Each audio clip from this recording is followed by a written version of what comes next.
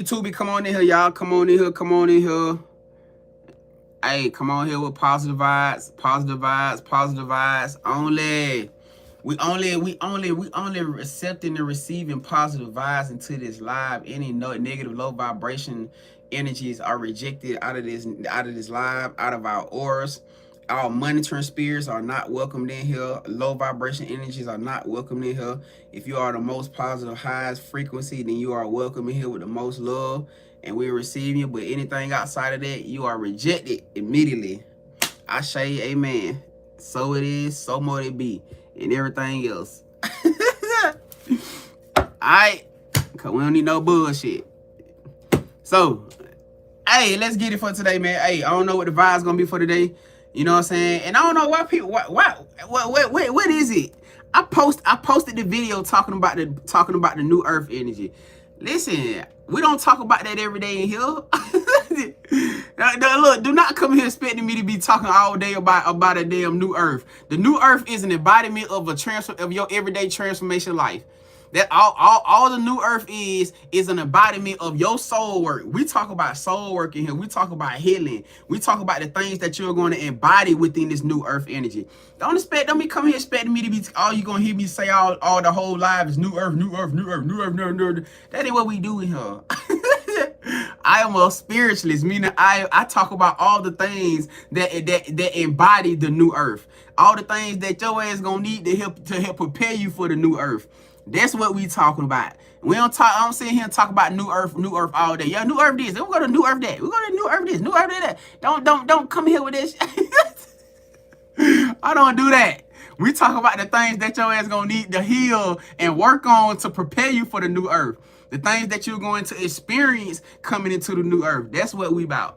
You know what I'm saying? So I just gotta put that out there for people, because people, I see a bunch of new family coming here expecting me to talk about new Earth all day. I don't want to talk about that shit all day.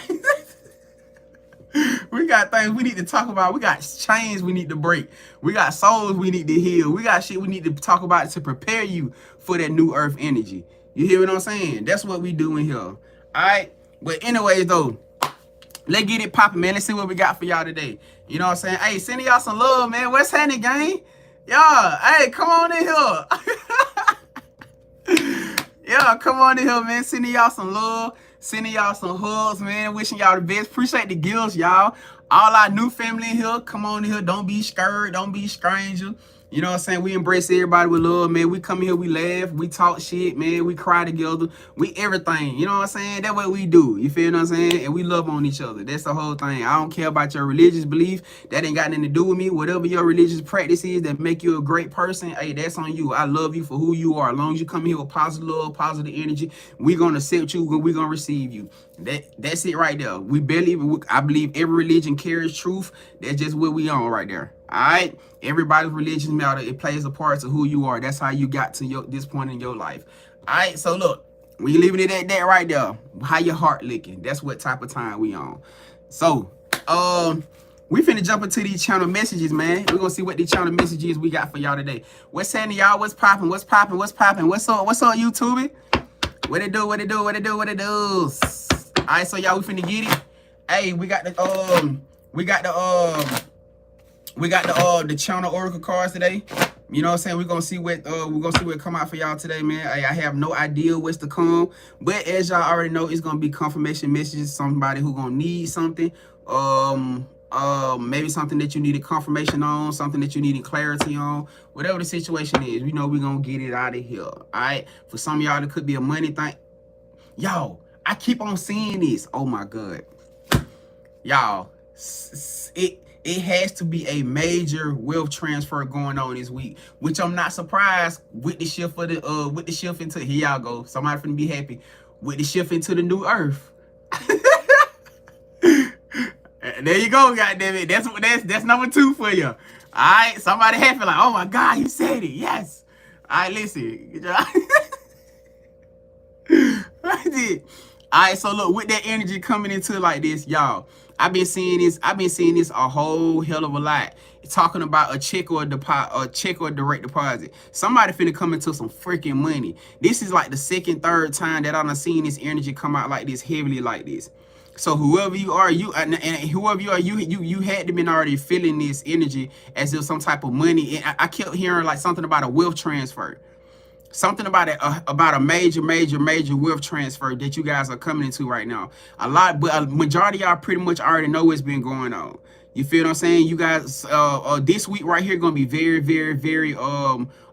important for a lot of y'all, because a lot of y'all finna be moving into y'all new places, and y'all getting y'all new cars, etc.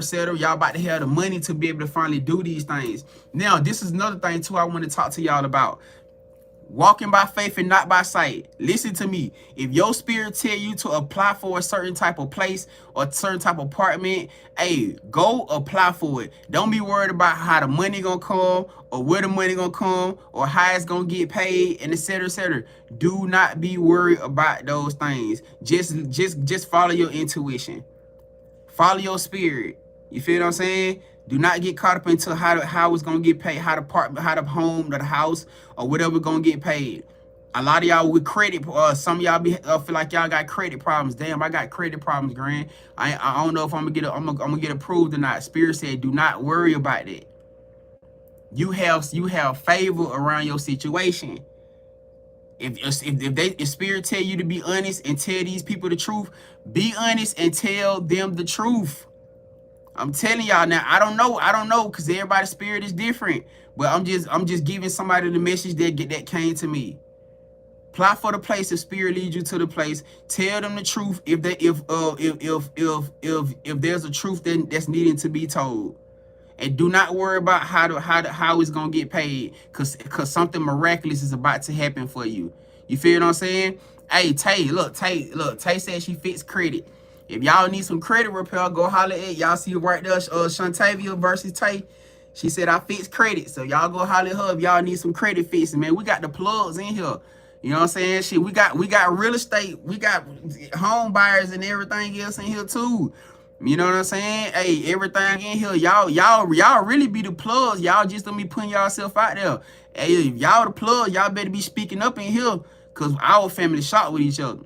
You know what I'm saying? And I ain't no crab in the bucket that type person. Like, I'm gonna shout you out. You feel what I'm saying? That's just what I do. You feel me? So y'all be in that situation where we talking about something, especially something of a necessity, of a need, then hell yeah. Hey, like we said, Tay fits credit. So if y'all need y'all credit fix, hey, put it out there. You know what I'm saying? I'm just saying. You somebody about to get a check or a deposit. You know what I'm saying? Somebody about to get some type of check or deposit. So I feel like this week right here is gonna be very important, because you guys are finally it's gonna be a bunch of financial releases, a bunch of money releases. You feel what I'm saying? So very much so be on the lookout for that situation, y'all. Cause I know some of y'all waiting on tax checks, some of y'all waiting on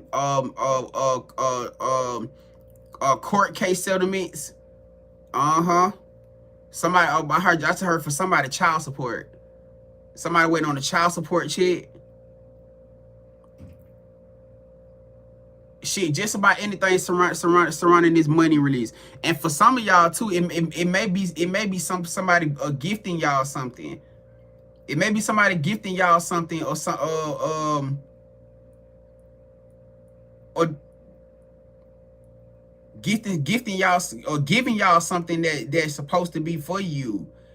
I just heard somebody giving y'all something that's supposed to be for you. So maybe for a lot of y'all, this money may come from somebody that's probably already owing y'all some shit. I don't know. You know what I'm saying? But it's coming in green. If you've been seeing the color green a lot, you know what I'm saying, that could be a heavy thing too. You feel what I'm saying? All right, Lord God said she fits health. So if you need your health fixed. If your wig been sideways, if you been waking up a couple days, your goddamn wig been waking up like this, goddamn. Hey, go holler at our little goddess. Alright. Alright, so look, let's get it. Let's see what we got. Let's see what else we got, y'all. These are collective messages too, y'all. So take what resonate, leave what it don't. Alright. If it don't fit your situation, please do not force it to fit. Because these are like general collective messages. So this may be something else that you guys may be asking about, praying for, looking for an answer with, going confirmation for. These are what these are. All right. So there is no particular answer to anything. But let's get experiences, guys. What other message do we have for the collective? What other message do we have for the collective, spirit? You know what I'm finna do? Fuck it. I'm finna put all these together. I'm finna put all of them together. I should have been did this anyways. What other message do we have for the collective that the collective is needing to know? What is it that they're going through and needing to know? All right, next card. Spirit says somebody need to surrender to their emotions. Now I don't know what this emotional surrender could be surrounded around. Maybe it's a harsh feeling of somebody could be feeling bitter against somebody. It could be the fact that somebody maybe need to surrender to a love feeling, a love emotion. You know what I'm saying? If you've been in this place where you've been kind of rejecting your emotions when it come down to a certain type of family member. You know what I'm saying? You understand this. When spirit talk about forgiveness, the forgiveness is not for them, it's for you. Let me say that again for somebody in the back who needed to hear that. When spirit talks about forgiveness, the forgiveness is not for the other person. The forgiveness is for you. So if you holding on to resentment or you holding on to some type of hatred or something for somebody, this is your sign that spirit telling you it's time to let it go. Do not hold. You cannot come into this royal energy still holding on to how somebody to a hatred or a hard feeling that somebody made you feel, because you in that energy right now where you control your own dynamic. You feel me? Now, if this is a love energy for somebody here, I hear somebody may be trying to reject against a love energy. You probably don't want to. You probably trying to deny your feelings for somebody. Spirit said it's time for you to let that go if you want to elevate into this next level. As we've been talking about, you guys are in a divine soul union contract. Let me say that again for my new people in here. If you don't align with me, welcome in. I don't know to what extent spirit might have finessed your ass. It could have been a new earth energy that probably finessed your ass right on into this collective. Yeah, cause that's how they do. Spirit will finesse the shit out your ass to get you where you supposed to be. You feel what I'm saying? Yeah, so yeah, just so you know, if you in here right now, your soul path, soul purpose is with your divine soulmate. Hey, go take it up with your spirit team, big good. I ain't got nothing to do with it. I'm just a messenger. All right, so for those y'all that in here where you probably been thinking you finna go into this next level of life by yourself, surprise, no that you ain't. Surprise, you finna have a soulmate going with you. Yeah, so it is what it is. Surrender to your emotions. It's time to start thinking that you finna do this by yourself. You are not about to go into this. That you cannot. Let me say this again for my divine soulmate contracts in here, which is all of y'all. You will not go into this celebrity status, this star status by yourself. You need your person. Why? Because Hollywood still fucking exists. Meaning you're going to be going up against a bunch of high-level ass, what you want to call low vibration demonic entities. They still exist. You cannot go into this level by yourself without having somebody that can divinely watch your back. You cannot do it. They will not allow you to do it. You'll be stuck sitting right where you at if you think you finna go into fame and stardom by yourself in a soulmate contract. It is not going to happen. So a big part of this shift is the fact that you're going to have to open yourself up to be receiving. And we're talking about receiving, getting into receiving mode. We spoke a lot about that yesterday. You guys got to get in that energy of being welcoming. You are not who you was before. The type of energies, the type of people that you attract are not who you was before. You don't have to worry about being hurt anymore. Some of y'all, it's time for you to let that hurt go. You still holding on to what your ex did to you a long time ago, or that family member did to you a long time ago. That situation is done now. You don't have no time to understand that hurt people, and you can't keep blaming a snake for doing snake shit. Cause now you got control of your life. You done seen everything you don't need to see up to this point right here. So it's time to surrender to your emotions, because you got somebody beautiful here that's ready to love you the way that you should be loved. And you've been manifesting for it. And let me say this. It don't matter to me if you one of the ones that feel like you be in that place where you be in your head all night. You be back and forth about, do I want to love? Do I not want to love? You probably be crying. You probably cry tears thinking about stuff like that. What you think you doing? You're healing. You still calling out for your soulmate. You got a soulmate out there that's healing, that's listening, and that's feeling your tears, and they're like, damn, man, I want to come in and wipe her tears. I want to wipe his tears. I want to make him. I want to love him. I want to love him so motherfucking abundantly and so healing that it changed his whole perspective on everybody he ever been with before. I want to love. I want to love her so healing and so soulful, huh? Have a what I said in the song. Have a double back and second guessing if every love that she done had before was ever real. You hear what I'm saying to you? That what type of time you on. So the only way you gonna get that is you gotta put yourself in a situation to be open to receiving that. You ain't got to worry about being hurt no more, gang. You feel me? So surrender to your emotions. Why? Because Spirit said you are in your upgrade season. Can we get some lights? Hey, come on, y'all. Y'all don't mind, please, energetically donate. You know what I'm saying? Let's run these lights up. If y'all don't mind, hit that share button for your boy. You know what I'm saying? Let's get that thing to 100K. I know we can get it to 100K because we bust those yesterday. You feel me? So I appreciate y'all. All right. Why? Because you in your upgrade season. This is officially, you have officially hit your upgrade season. And I know for a lot of y'all, and I was just speaking about this on the live. Appreciate the gifts, y'all. Appreciate the gifts. Appreciate the love. I was just speaking about this earlier when we started the live. That I know for a lot of y'all been feeling heavily fatigued. On top of the energy we already feeling, especially if you are clairsentient. If you are clairsentient, if you especially like clairsentient, clairvoyant, you are one of the main ones that been feeling this energy a whole lot heavier. Don't get me wrong, all of us chosen ones are feeling it. But if you are very much clairsentient and clairvoyant, like you've been feeling this energy a whole lot heavier, like because you guys are a major part of what's helping this new earth come into shift. You guys are a major part of what's allowing all these new earth seeds to actually come into fruition. Because also it is too, y'all got to think about this too. Everybody always speak about the 144, the 144,000, but y'all got to understand this. Everybody in that 144,000 did not make it to this point, huh? Everybody in that 144,000 did not make it to this point. So that means for everybody that did not make it in this 144,000, what does that mean for the remaining that actually did? You guys are gonna have to put it. You gotta pump a whole lot harder than you would have if that 144,000 was fully in alignment. Everybody didn't completely step into the calling. You had a lot of people out here who ran from it. You had a lot of people that felt like it was too much pressure to get through what you guys got through.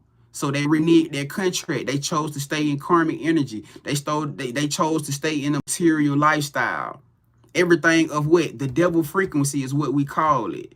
Everything attached to that, lust, material, karmic energy, just refusing to wake up and let go of anything that's not of their higher good. That's what they chose to stay. And not for you guys, though. You feel what I'm saying? Because this lead me to the next goddamn card. Oh my goodness. Breaking free from bondage. Now, I spoke a lot about when from a bunch of the new family here. Spirit used that new earth video that I dropped on y'all. I did not expect that fucking, I'm gonna be honest with y'all. I did not expect that video to go viral. I'm just gonna be honest. I did not expect that video to go viral. I was just in the moment. I was in the spirit, and my spirit told me to tell the world, and that's exactly what the hell I did. You know what I'm saying? I ain't expect that video to do what it did, but obviously so that because that was spirit way of letting you guys know that you made it to a higher level shift. That it is finally time. That your timing is finally here.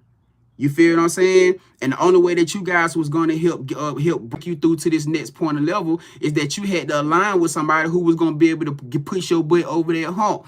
Listen, I understand. I hear it all the time. I know what type of person I am. Spirit made me this way. I give very, very tough love. I can give the most genuine love, the most positive love. I can be the most silliest person in the world. But when it's time to get down, my collective will tell you that's just who I am. I'm going to push your ass every way but loose. Because I know what you guys are capable of. And spirit had to, so I won't tell your ass the truth because they know you're going to go off on them. Yes, the hell you will. You'll get those. But you got that what? You want the rental? You got them. Got me fucked up in here. You'll get that. You'll rip a new asshole on somebody quick. So I know because I know your ass is stubborn. You're stubborn. Sometimes you don't want to listen. You sweet now. You got the purest soul, bro. I ain't gonna lie to you. I'm talking about you the most purest energy, the most pure ball of energy. Motherfucker say something to you wrong, you give them that side look. You know that sideways look that'll still hold through a motherfucker's soul. They don't want to say that to your ass. You get to look at them like, get the smacking, give them that side shit right here. They like, oh my God. Yeah, see, that's why you ain't got to line with me. Why? Because I could be like that too. My ass can be stubborn too. I'm just saying. So we had we heal, twin. We heal. We got them here. You know what I'm saying? So yeah, you know what I'm saying? Spirit needed you around somebody that's like your ass, so that we can get through this itch together. You know what I'm saying? But hey, and all in all though, it's wholehearted about getting you guys, about getting everybody prepared for this major shift that we all are embodying right now. You feel what I'm saying? Breaking free from bondages. This is like that. This is like that. This is like that finishing touch type shit. Let's do that. This is basically where you guys at right now. This is like your last polishing touch. You know how y'all know how y'all be watching somebody do something like a painter or somebody who working on a car. My people that do, y'all know how y'all are. My interior decorators, y'all know how y'all got to put that last finishing touch on that bitch to make that it's already perfect. It's already perfect as a motherfucker. But you know how you got to take that last little sit back and just do that last little twist or that last little turn. You know what I'm saying? This is where all of us at right now. This is the embodiment of the energy that all of us at right now. We at that last little, spirit got us at that last little finishing. Okay, that's it right there. Let me put that. My hairstylist, y'all know. My hairstylist, my people that cut hair, y'all be doing that shit. You gotta hit that. You gotta hit that line. One more last motherfucking time to get that bitch show up. My hairstylist got. Y'all gotta do that last little swoosh piece. Yeah, goddamn it. You know what I'm saying? That's where we at right now. You know what I'm saying? But I will say this for the bigger part though. If you guys have any type of energy, and spirit gonna keep repeating this to those who needed to hear this. If you guys got any type of energy that you feel like is still tying you to some type of bondage, you have to let it go. I'm telling y'all right now, if you have anything tied to any type of bondage type energy, okay, Grand, what you mean by bondage type energy? Because if y'all remember what Spirit said. Spirit said that this is your upgrade. You remember that? Spirit said this is your upgrade season. What's happening, family? What's popping? I see all y'all comment and stuff. It's so many comments, y'all. I can't reply to everybody right now because y'all know, well, for those of y'all that don't know, when I be on a roll like this, I usually don't comment unless I see something that that really catch my attention. I usually come talk to everybody once we get done with the collective. But so don't take it personal, you know. Everybody in my collective know that. But breaking free from this bondage, what you mean by that, Grand? Understand this, and we've been talking about this for the longest. This is not to hurt nobody's feelings, stepping nobody's toes. Why? Because Spirit said you on the right track. Now, this is what we always talk about this, and Spirit gonna keep putting it into your face, huh? Addiction wise, now I know Spirit. I ain't addicted to that shit, Grand. What you alcohol? Your intuition already been, your spirit probably already been on your ass. It's time for you to put the alcohol down. Cigarettes, smoking, them vapes, Black and Miles. For some of y'all, ooh, this finna hurt your soul right here. Uh-huh. That ladies. Uh-huh. And I'm pretty sure this ain't the first time that you done heard it. Bondages. Because you got to understand, you are about to go through a major ass DNA activation. And I mean major. You about to go through a major ass DNA activation. Why? Because you are the new leaders. Now, I'm not saying that you haven't already been a leader, but we're talking about the fact that you're about to be in front of the whole damn world. And the Most High said we cannot promote the things that's already causing problems and what we're going through right now in the everyday. And a lot of those things I just called are what? Those are the things that's causing sickness. Huh? You want to do y'all pay attention? What's one of the number ways? What's one of the number one ways that an entity can take control of your body?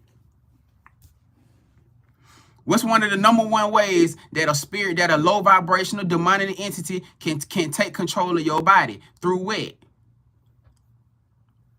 Alcohol, right?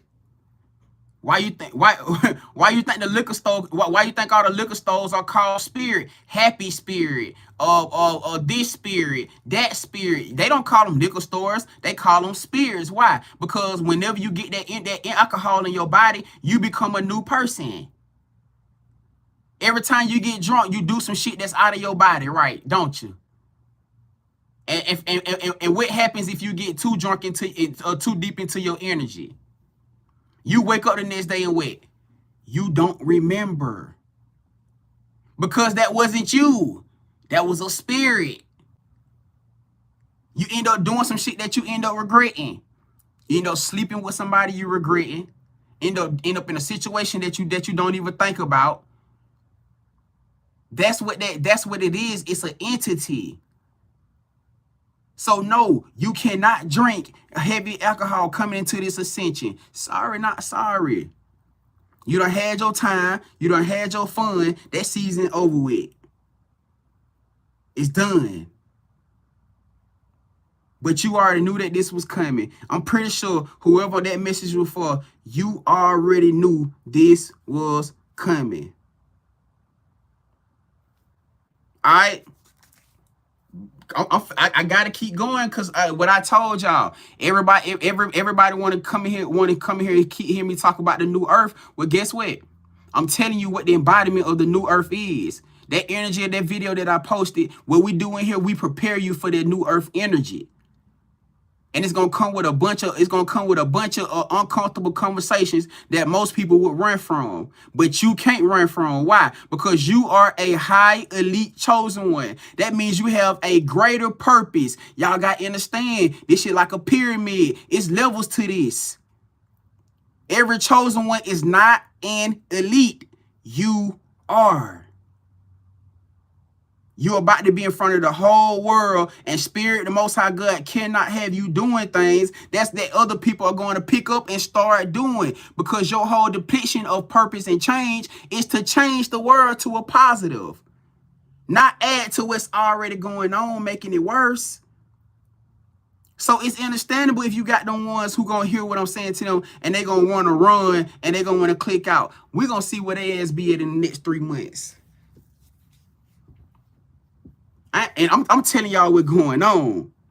You're going to have the ones who gonna hear what I'm saying to them, and they're going to be, oh, hell no, he talking crazy. We're going to see where they is in the next 3 months, and we're going to see where y'all at. And I guarantee you they are not going to be on your level. I just told y'all it's levels to this shit, didn't I? I ain't knocking and saying that they probably won't be maybe in an aspect of a okay life. I'm not saying that. I'm not saying it at all. That ain't my place. But I'm telling you, they ain't going to be where you going to be. Why? Because you chose to accept the calling. Many are called, only few are chosen. Y'all didn't even hear me. Many are called, but only few accept the challenge and step up to the plate. That's what make you a GOAT. You want to know why the greatest are the greatest of all time? Because they step up to the challenges that everybody else run the fuck away from. They accept the challenges. They the hardest working ones. When everybody else leaving out the gym, they still in that bitch balling. When everybody else striking out, they still in that motherfucker going hard. They the first in there and they the last to leave. That's why they the greatest of all time. And that's what you are. You choosing to step up to the plate to be the motherfucking greatest or the greatest chosen ones of all time. And let the rest of them leave. We ain't worried about them. Spirit said they're gonna focus on who ready. And obviously, if you still in here after that comes after that part of there, that means you ready. You ready for this. You knew it wasn't gonna be easy. That why? Because they already had been preparing you for this. I ain't telling y'all nothing new. I know it may be a shock for some of y'all to be like, damn, this shit really happened. It's really going on. It really is happening. It's really going on. You was chosen. You are the elites that the Most High God chose to lead this world. Y'all are going to be on, I'm talking about, listen, I need y'all to hear me. Y'all are going to be the ones standing on top of the hill in the row, leading the masses. While the millions and billions of people standing behind y'all, y'all are going to be the ones standing on the top of the hill line. Huh? In your royal gift, in your gold or your copper or whatever you choose to rock for your royalty gift, y'all gonna be the ones standing on the motherfucking top hill of the line with the masses standing behind y'all, looking up to y'all. This is you. You done made it to this point. So yes, your life from here, it ain't gonna be, it's not gonna be easier than everybody else's. Because you have to get ready for what is about to come. So yes, you are on the right track. These bondages, I got to go back to this right here. This is one of the main things that I've been noticing. This is one of the main things that I've been noticing. And that I still see a lot of people still struggling with. And I understand and I get it. But this is one of the main things that will set anybody back from coming in, from actually embracing this major level up. You have to let these karmic people go. This is probably one of the main things that I see a lot of people struggling with still. Still holding on to these karmic families. This karmic mama, daddy, sister, brother, cousin, auntie, lovers. You still chasing something. You still chasing somebody who is not of your higher good. And wonder why you feel like you stuck in a situation, or feel like you ain't elevated.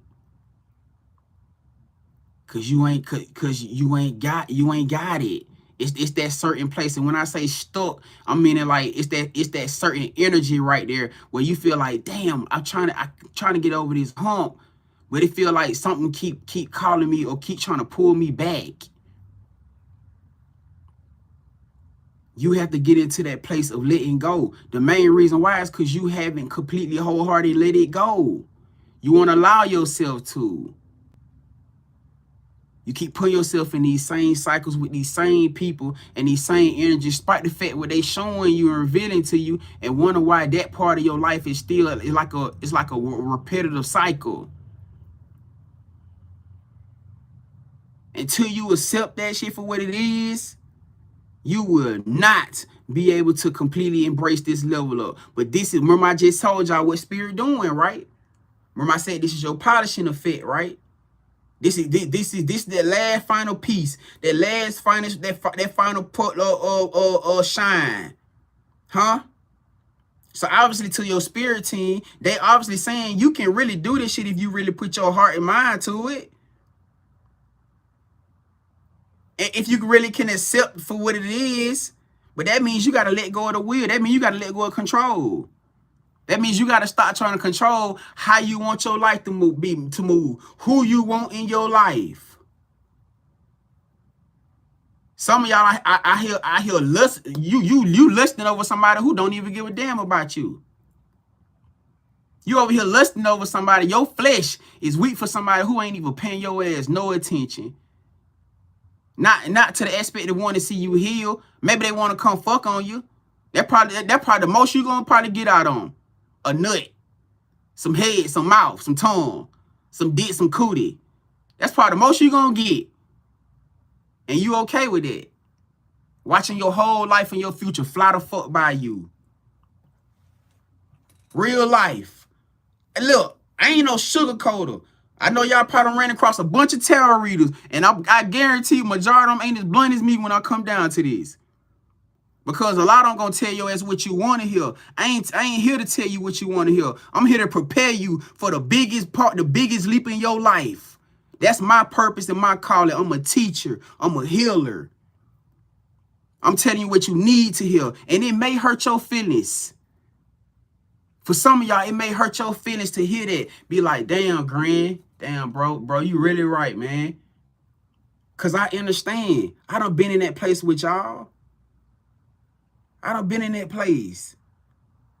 And I still ain't perfect. It's still a bunch of shit I still have to make myself accountable for. And that's why I can sit here and tell y'all this too. Because just about everything that y'all done been through, majority of shit I have already experienced. And I know the in-depth hardship of having to do certain things. And a lot of time, which is why I can give you the perfect, I ain't gonna say the perfect explanation, but a liable one, an accountable one, to help you get over these humps, even to help you cope with these situations. Because some things it's gonna take coping to deal with. It's gonna take time with healing of these things once you accept it for what it is. You feel what I'm saying? It ain't expecting for you to be perfect. Hell, ain't none of us walking this motherfucking earth is perfect. None of us. We all got flaws, insecurities, and things that we trying to get over and trying to battles with, that hidden battles that motherfuckers don't see that we deal with. But the ultimate thing is what Spirit's saying is whatever you going through, they know you gonna get through. So anything that's tying you to any type of bondage, money,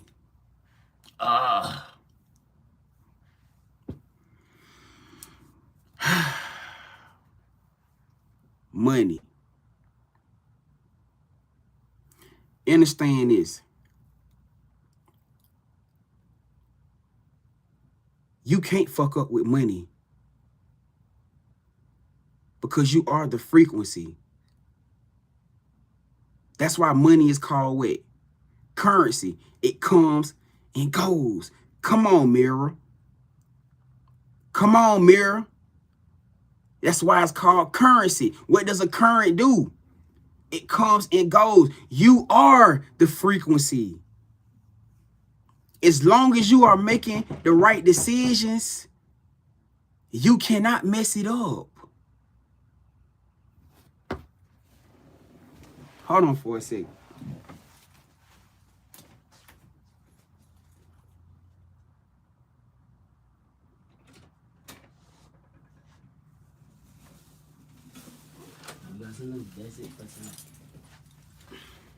It's cool.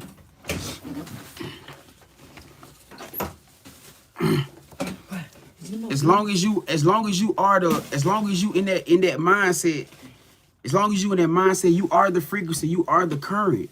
You cannot mess it up. Meaning, if you making the right decisions, if you making the right choices, the money is always gonna come. I know I have a lot of people that feel like, let me just put it like this.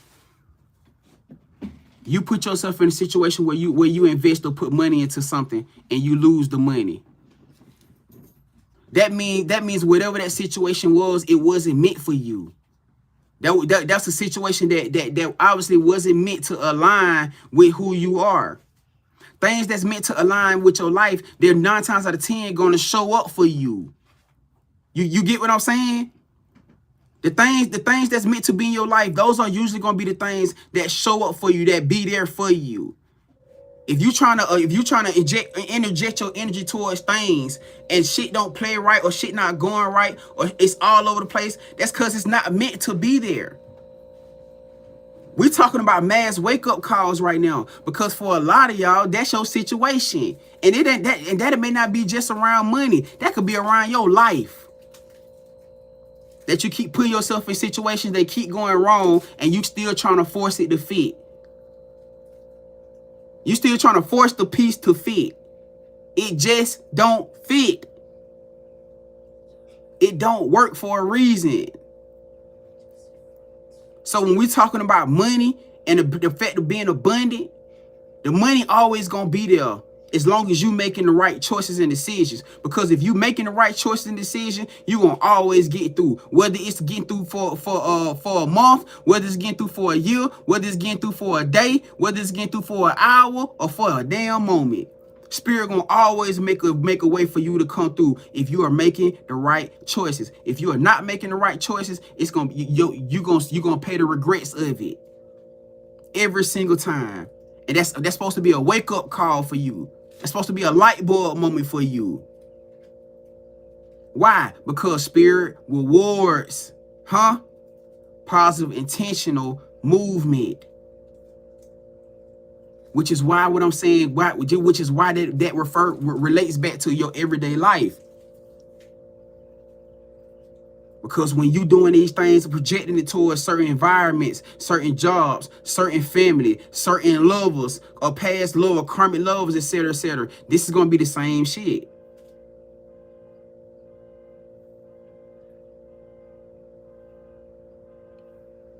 That's damn sure for somebody. You hear that car horn going off? What I just said. Alert, alarm, alarm, alarm. That's letting somebody know right now. Because you probably was finna fuck up and make a wrong decision.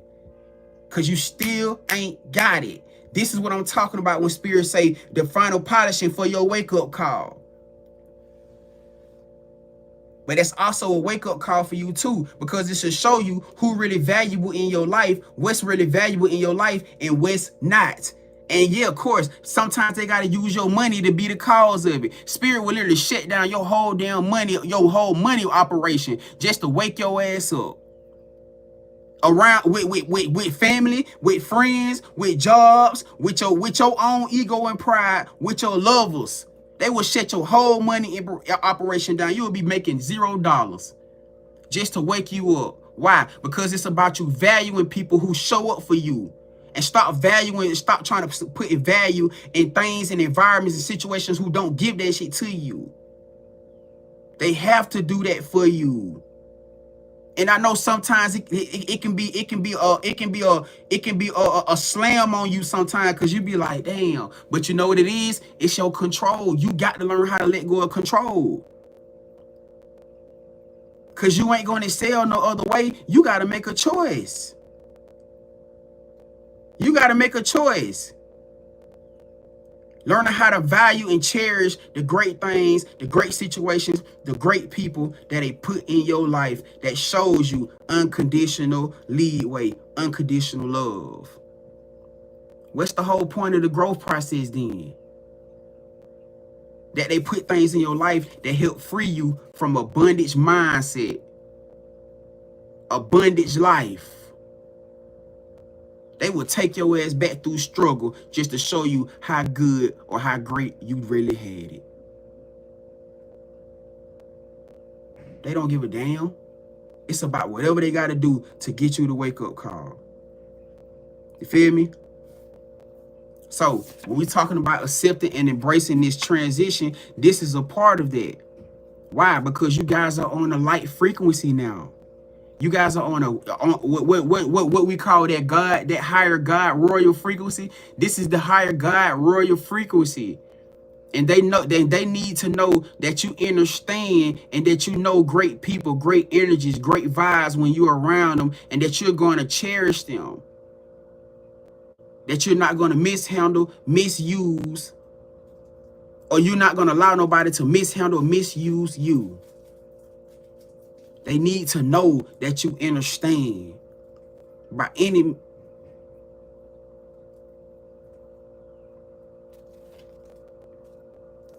Sound like it's coming this way.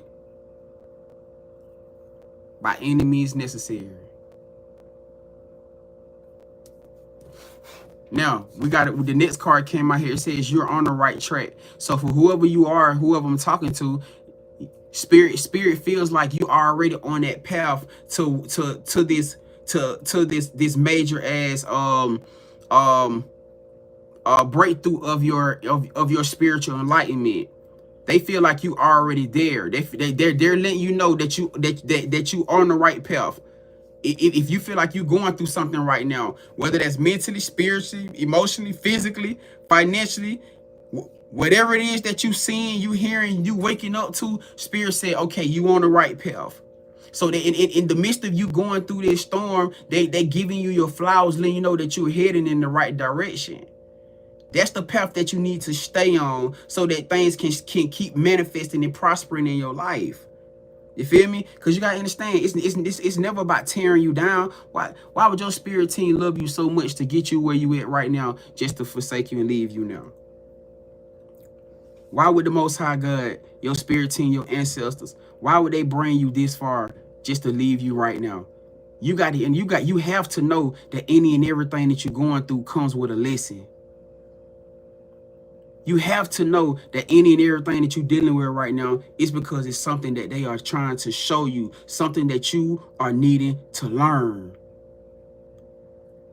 And they love you enough that they're gonna have that sometimes they'll take you through the most toughest battles to get you to this place. Because they know that once you get it, you got it. And you're gonna start walking in your full divinity of your crown. You feel what I'm saying? This ain't no ass. This ain't well. It kind of can feel like an ass whipping. It might feel like an ass whipping a little bit. I ain't gonna say this ain't no ass whipping, cause it really is. It's an ass whipping now. It's a loving ass whipping. You know what I'm saying? It's like getting an ass whipping with a smile on their face. You know what I'm saying? It's like getting one of them ass whippings with a smile on their face, cause they love you. It's happy. They know that you're getting it. You know what I'm saying? Yeah, it's like that right there. Yeah, you know what I'm saying? Look, you know, like little taps. Like little taps. That's all. You know what I'm saying? Like, I love y'all gotta beat that ass though. You know? Alright. Let's see what else we got for the oh shit, it's a bunch of cards that jumped out here. It's a shitload of cards that jumped out here. Yeah, you can use them. You will. It's a bunch of damn cards that jumped out here. Alright, so I guess we ain't gotta worry about picking it up for a little minute, because we just got a whole shitload of cards that jumped out here too. Yeah, guys, we gonna for everybody that's asking about the personal reads, y'all, I do a personal reads after we get done with the collective. But what I'm gonna do is, for those who do wanna if you guys wanna go ahead and tap in now and send your donations in for your read, you can. I just picked the poll up in the corner. You click that poll, it'll give you all the booking options and the payment options. For the mini reads and extended reads, you can ask a question, or whatever you want to pull the read on, you can ask. All right, but if y'all want to go ahead and start sending it out, it'll just, the names will be called out in the order that you guys send your donation in. All right, same thing with YouTube. Y'all click the description box. Y'all get all the payment options and donation options, and the reads go in the order that they receive. All right. And once again, you guys can ask a question for the mini reads and extended reads. That's completely up to you. If you want to do a love read, career read, whatever, it's up to you. All right. And if it's a person that you want to pull on for a love read, please give me a name or give me initials. All right. Now back to what I was saying though. The next cards that we got out here, it says we know you're. Oh my God, come on, Spirit. Man, when I say y'all spirit team love y'all ass so much, when I tell you the Most High God love y'all so much, y'all don't understand how much favor y'all got over y'all life. They got that, man. The Most High God got his arms wrapped around you so tight. They ain't finna let nothing or nobody fuck up nothing that's going on around you. The only thing that can mess this up is you. Look what this card says. It says we know that you're tired. It says open up to the help. The love is the help. It says we know that you are tired. Open up to the help. The love is the help. So that's why this card came out when it told somebody about surrendering to their emotions. Because it's somebody who like I said, they keep feeling like you guys feel like you could do this by yourself. You cannot. You need this divine love. You need this kingdom spouse. You cannot do this with a karmic family or karmic lover. You cannot. Especially if you somebody who trying to get away from a karmic family or karmic lover, you need this lover to help you. There is no way you're gonna be able to get through it. Or even if you just going through something and you needing help or you needing some type of whatever, the divine love is the help. But you're not gonna get to it if you're not willing to open up and willing to transform or be willing to reciprocate. Wholeheartedly understanding what I just said, learning how to cherish and value the divine things that they put into your life. It will not happen. You're going to continue to be stuck in this bondage to the extent where you feel like right now they may be showing up for you, then all of a sudden they not. Right now in this time of season, right now it's all about your choices. I done had 2 different reads today. I had 3 different reads today. And did y'all know every last one of them reads came out talking about somebody having to make a decision between 2 different things. Between doing the right thing, the wrong thing, choosing the right person and the wrong person was gonna decide their tomorrow. Now that's crazy as hell. They said the same exact thing about somebody choosing a right decision, a wrong decision, or a right person or a wrong person was finna decide they tomorrow. And the whole read came along with it, with them having to change their mindset, letting go of something and embracing who they really truly are. This is not happening for no reason. And the Most High God and Spirit ain't playing with none of our asses. The games that you play right now, what they say, laugh now, cry later. You talking about playing around with your happiness, your peace? They not going for that no more. And they're not gonna allow nobody to get into your life and tear your life down through lust, flesh, or whatever else. And they're not gonna allow you to do it to nobody else. To sit underhand nobody, to not cherish them, and allow nobody to not cherish you. You're gonna give what this person what this person give you, and this person gonna give you what you give them. Otherwise, it ain't nothing else being said. Because it's all about what? Equal give and take. You guys have to be what? Equally yoked. Your feelings matter. Your happiness matter. This person's feelings matter. Their happiness matters. It has to be balanced. It's no other way. And if there's any blockages that can cause this person from giving them all to you, if there's any blockage that can cause you from giving it your better or all to this person, when I tell y'all the ultimate test is here right now, I'm telling y'all what's going on. You have to choose your happiness and your peace, no matter what it looks like. All that back and forth confusion of one is sitting in contented places, a karmic energies, it's done. And I ain't gonna lie to y'all, I'm gonna be real with y'all. This shit kind of scary, gang. I'm being completely transparent with y'all. I've been doing this for years now. I've been in this game for years now. And when I tell y'all, I ain't never seen no shit like this. And I done said it before. I ain't never seen no shit like this before ever in my time of doing a tarot. I done seen spirit whoop a lot of karmics ass. But for us chosen ones, we always got the light end or we always got the easy end. Not no more. That shit is done. That shit is scary. Watching chosen ones who you feel but doing good, they getting shut the fuck out. Why? Because Spirit said, I cannot give you an empire. I cannot give you a crown if you holding on to karmic people who are going to tear down the empire. It ain't nothing personal to you, son or daughter. I love you. That's why I'm doing what I have to do. But I cannot I'm sorry.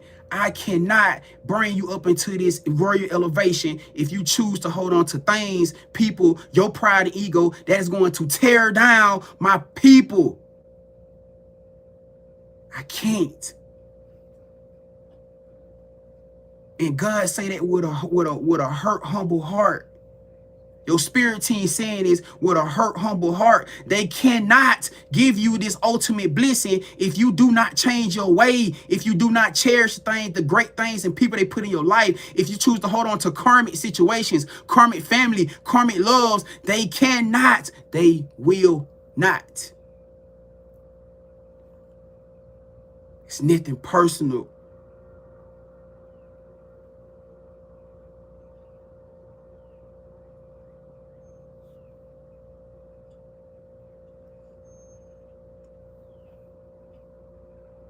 So y'all think this ain't me.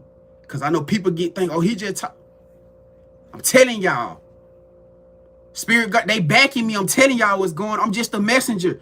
God only using me as a messenger. You can be ego. You can use your pride, whatever the hell you want to use. That ain't finna change nothing.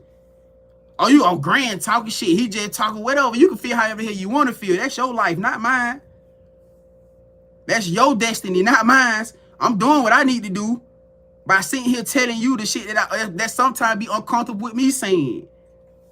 But this is my place that they told me I have to do to get whoever needs to be ready. If you don't want to hear it, then so well click out of here and go on about your business. But that ain't finna change nothing. And they letting your ass know that they said this. This is their authority, not mine.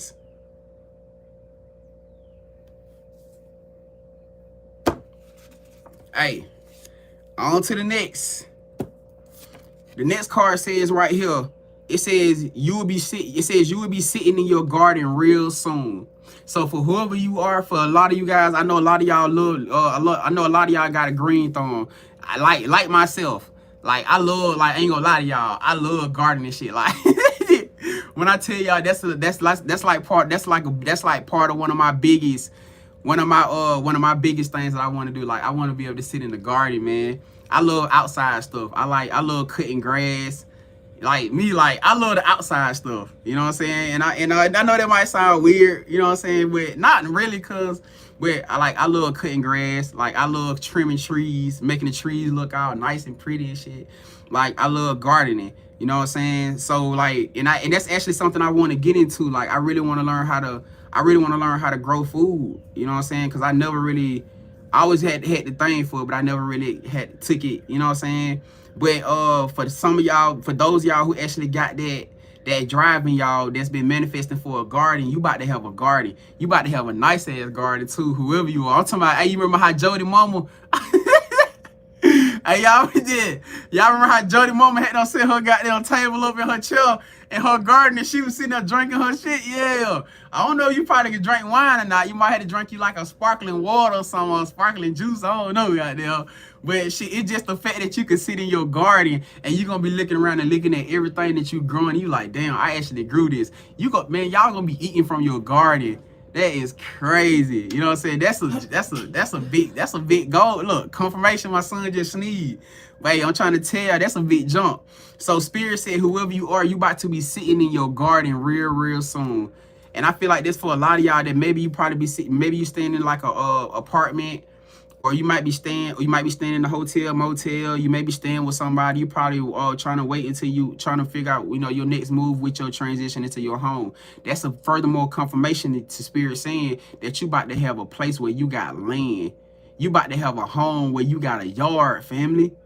Ain't this where a lot of y'all, especially those of y'all that got children, ain't this what you want?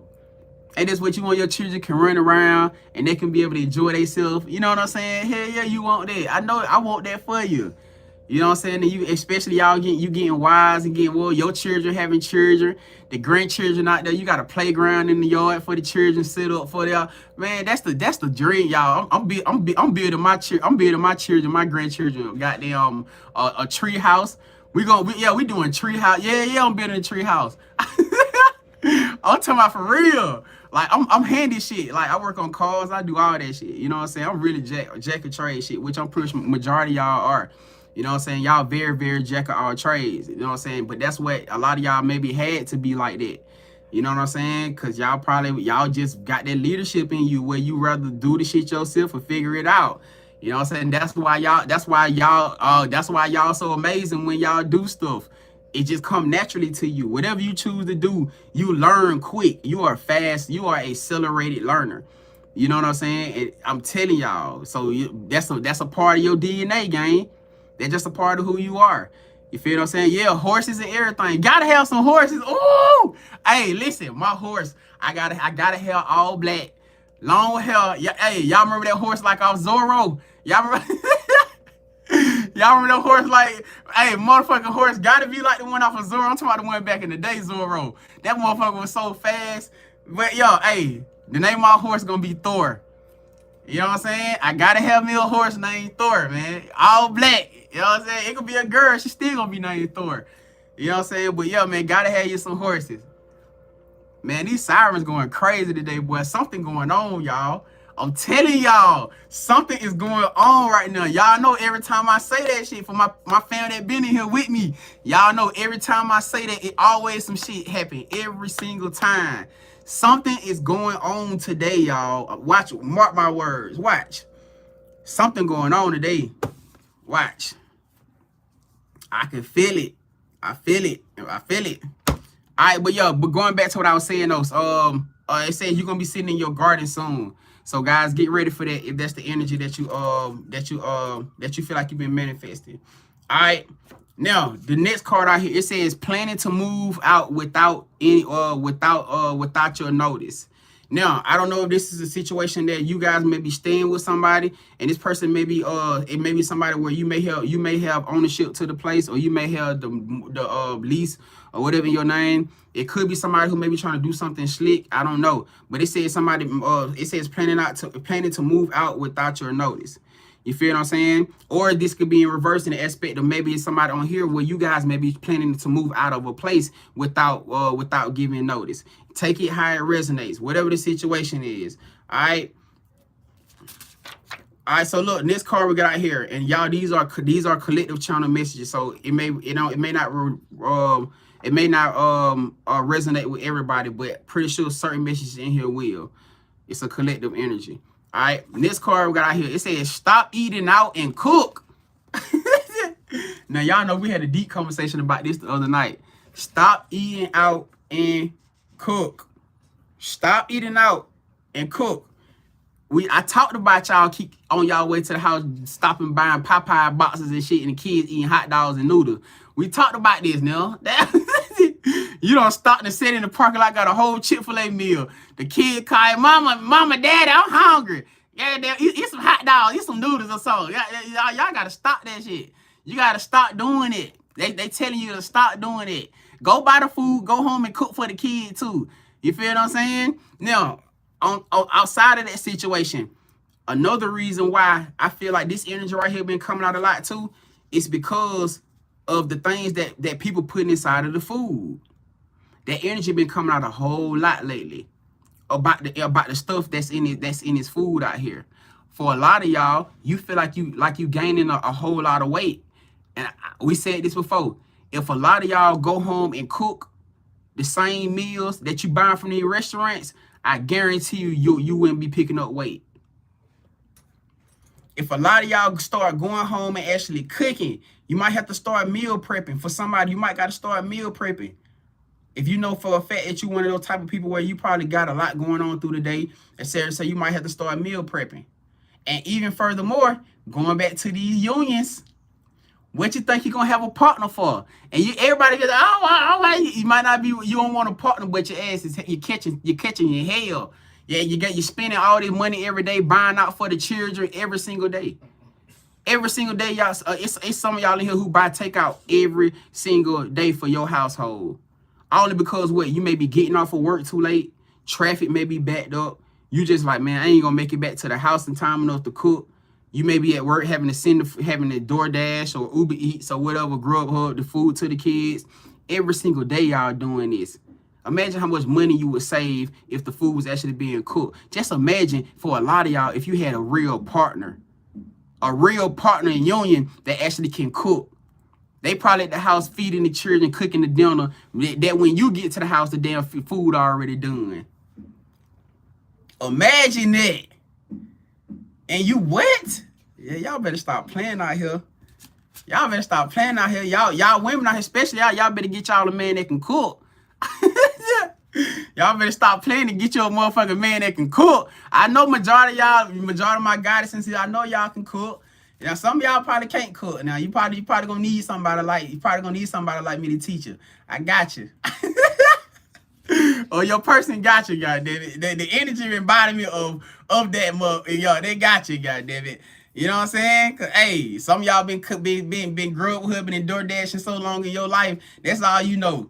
You know what I'm saying? I'm just being honest. You know what I'm saying? I'm just being honest, sis. You missed the gene. You know what I'm saying? But hey, my fellas in here, some of y'all too. I'm just saying, hey, don't be open to her teaching your ass how to cook. Cause you ain't got it, gang. I'm just saying hot dogs and noodles is not a meal. Somebody said, Grand, what? Yes, the hell it is, Grand. If you put some Saison in that motherfucker. Grand, you gotta season the hot dogs, bro. That's the secret. That's the secret. No, family. That is not the damn secret. I'm just telling you right now. You feel me? She getting tired of eating hot dogs and noodles. She want to eat some real shit, real food. Alright. Anyways, but yeah, man, that's gonna be the power. That's gonna be the power move, man. For y'all to align with somebody who can be able to help y'all with y'all everyday life. Y'all can be able to help each other with the finances. Y'all can help each other with the children. Y'all can help each other with y'all everyday life. Man, shit, ain't nothing more powerful than a union.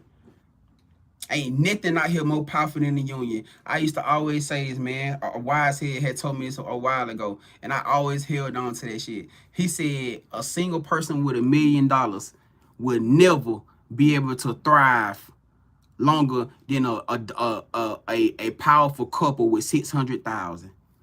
And for so long, I used to always, in my collective, we used to always talk about that. He said a single person with $1 million will never be able to thrive and survive longer than a power couple with 600,000. And it made me think, like, what is it? But now it took me so long to catch on to that. I used to be like, damn, but they got $1 million. Yeah, why they can't thrive that shit? But think about it. They paying for everything. They got to pay to get their car fixed. They got to pay for this. Majority of times, they paying for food.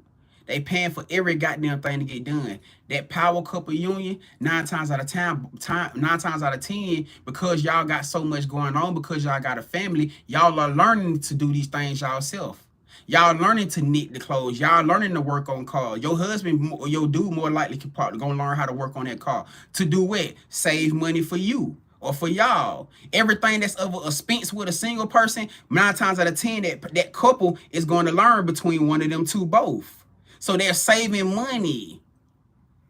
Through a course of a year, ain't no way. It ain't fucking happening.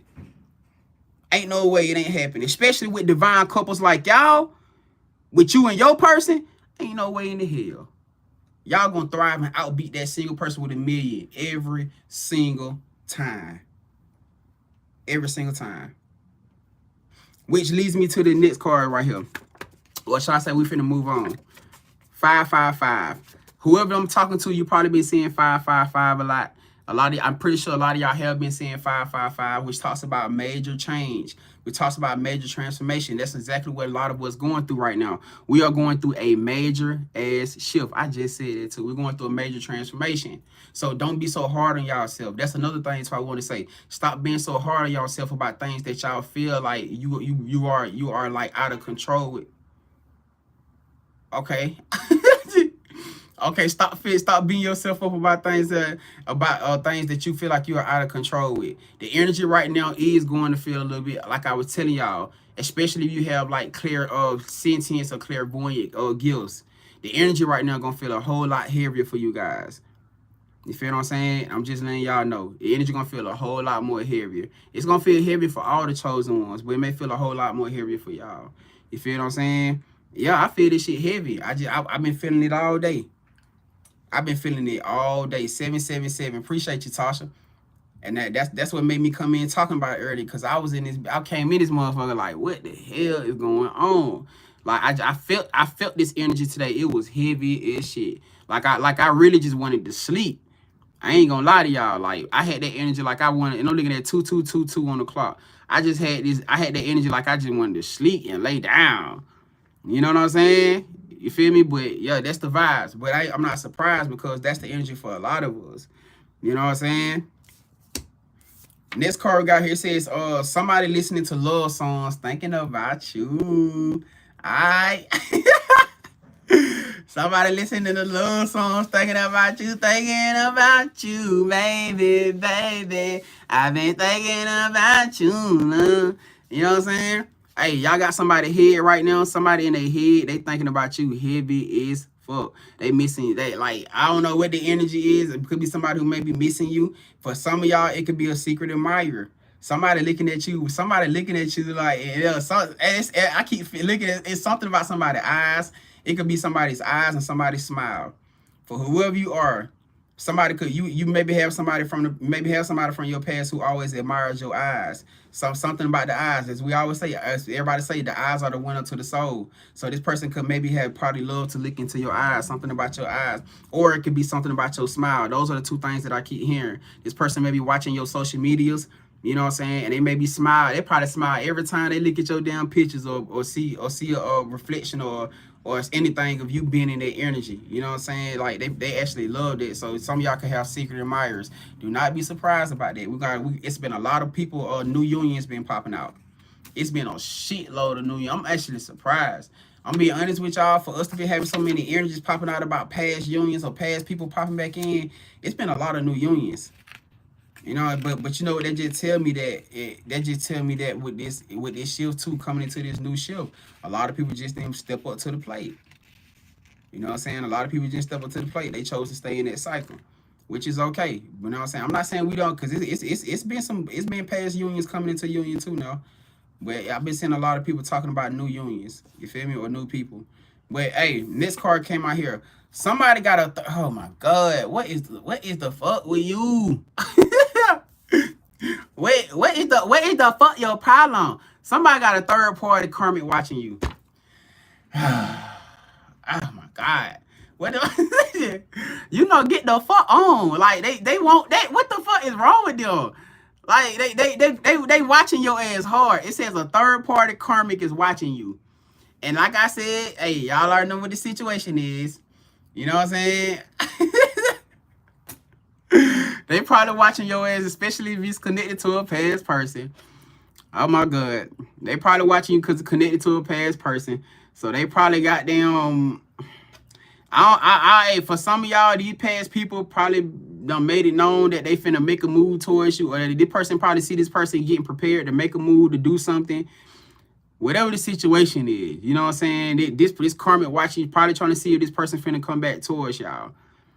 That can be a big thing right there. Cause this karmic probably, this person probably don't stop. They don't stop giving to that karmic. They don't stop giving them the intimacy, the love. They don't stop giving them the energy. You know what I'm saying? And this karmic can tell that this person is not invested no more. So now they watching you guys. If they know who you are, they watching you because they already know that goddamn, for some of y'all, that this person coming back towards you. You know what I'm saying? They definitely watching y'all from that perspective. Now, what I am gonna do though,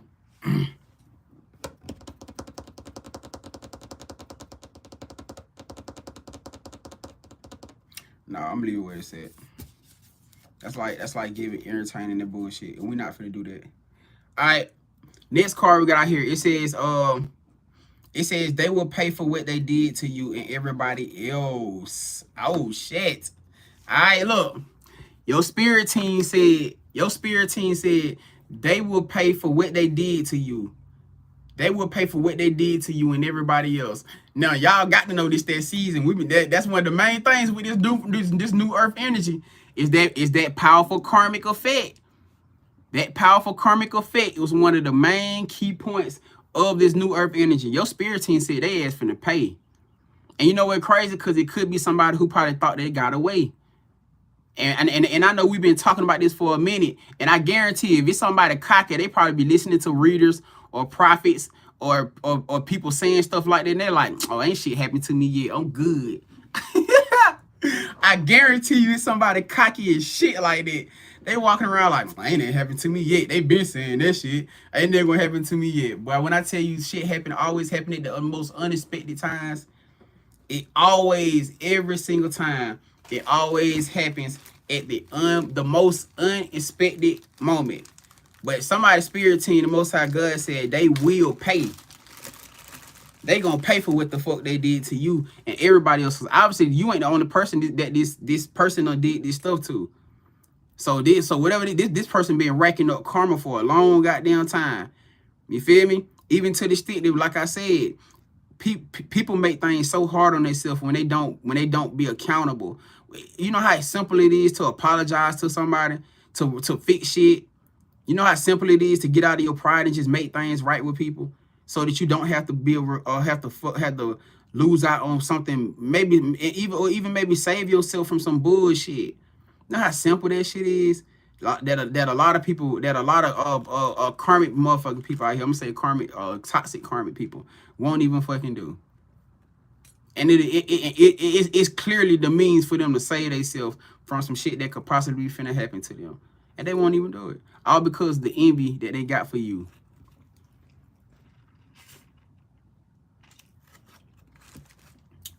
They envy you so much.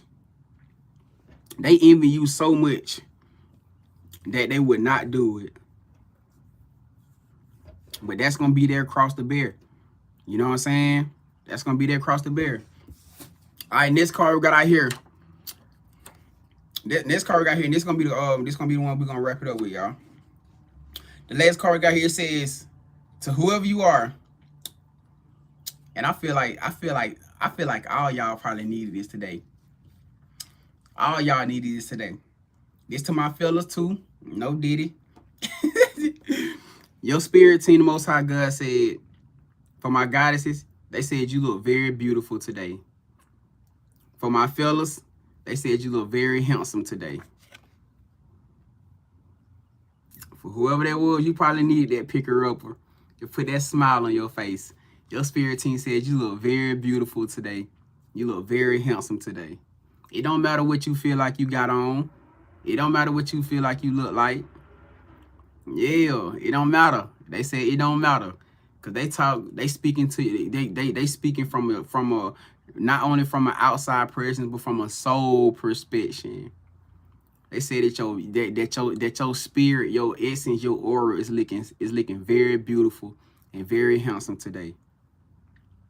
You feel me? So keep that, rock with it. You feel what I'm saying? All right, now quick rundown for my people who just coming in, so y'all can get an update about what's going on. All right, so y'all can get a quick update about what's going on out here. All right, so we got, of course, they said you look very, very beautiful, look very handsome today for my fellas. Your spirit team said they will pay for what they did to you and every damn body else. They damn sure is. Third party karmic watching you. They're watching like a fucking hawk too. Listening to love songs, thinking about you. Thinking about you, thinking about you, baby. 555 could be very significant. Some of you guys probably may have been saying 555 a whole hell of a lot. They said stop eating out and cook. It's time for you to start eating out and cook. All right. At least take initiative to start cooking more. And I know a lot of y'all probably feel like, damn, that's gonna be hard. I got something going on. At least take initiative to start cooking more. All right. Planning to move out without your notice. That could be playing either part. Maybe somebody trying to do something on the slick where they trying to move out without you knowing. Or this could be you guys where you may be planning to move out without notice. You feel me? Without giving notice. You're gonna be sitting in your own garden soon. So you better get ready for that, huh? They said you are on the right track. Whatever process that you own, whatever thought process that you in, stop second guessing yourself. Stop doubting yourself. They said you are on the right track. All right. You're going through a major transition, which is that 555 energy again. They need you to embody that. So they need you to be here in the moment. They need you to be right here in the moment before you miss out on something or make a wrong pass, a wrong decision with something. All right, that they don't need you to do. Cause I'm pretty sure this live right here, they been tearing ass and all, they been tearing ass in us all live. They been tearing ass into us all live. God damn it. So they mean what they say. That's for shit show. They said, we know that you're tired. We know that you're tired, frustrated. What the fuck?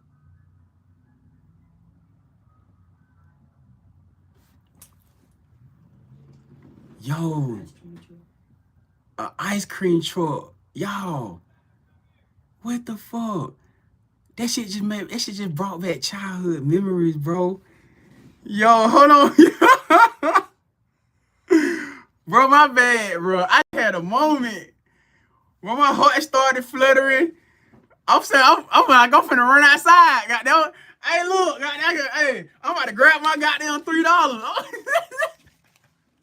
I'm about to grab my goddamn $3, man. Hey, I'm about to bust out. My bad, y'all finna take off on y'all ass, and I can't even eat it, goddamn. I can't eat for another goddamn 2-3 days. But hey, it was just a fact. I had a reflex.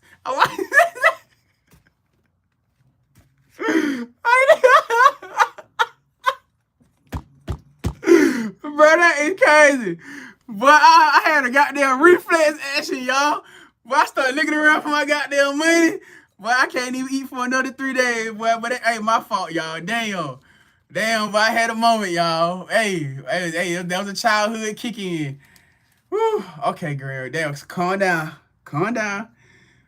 Okay. Okay, so something about an ice cream truck or just getting back to a childhood energy, man. You want me to tell you what I felt from that? That somebody here, you need to start moving from your childhood energy. Stop being so hard. Stop being so uptight. Stop being so damn mean and so serious all the time. Like that's exactly what they're like. Like if that feeling or thought didn't bring you back to that childhood feeling, that's the feeling that they need you to be in right now. Go back to that childhood thought when you used to think about having a happy life. When you thought about, because a lot of us was already projecting our life when we was children. We was already manifesting our life. You've been manifesting this life right now since you was a child. You remember you used to think about being a happy wife or a happy mom. You remember y'all used to play house? Just about majority of us in here played house. Played mama and daddy, you had the children, and everybody was happy. Go back to that feeling so that you can remember that rejoice of how that made you feel. And the fact of the chance that you able, that spirit to giving you that chance to live that moment now. Spirit giving you that chance to live that moment now. Right now. At least for the hood kick. I'm from the hood. So I don't know. Some of y'all probably didn't. A lot of y'all probably didn't. But I'm from the hood. You know what I'm saying? I'm from the west side. So I'm from the west side of Atlanta. So goddamn, hey, that was our past time. You know what I'm saying? But go back to that energy, man. Go back to that thought when everything felt pure, everything was innocent. Stop being so hard on life and where you are right now in life, making life with decisions hard. Cause I'm sure when you was in that innocent children, and that may not be for all of y'all who did, like I said, who may have played that or whatever, but it's just the fact that when you was that child, like even if you was going through hard times as a child, think about when you used to manifest or think about or dream that you was gonna have the best life, that you was gonna get away from everything that was making you feel less than, that you was gonna get away from everything that made you feel unprotected. You were gonna get away from the things, the people, the family that didn't protect you, that didn't see you, that didn't love you.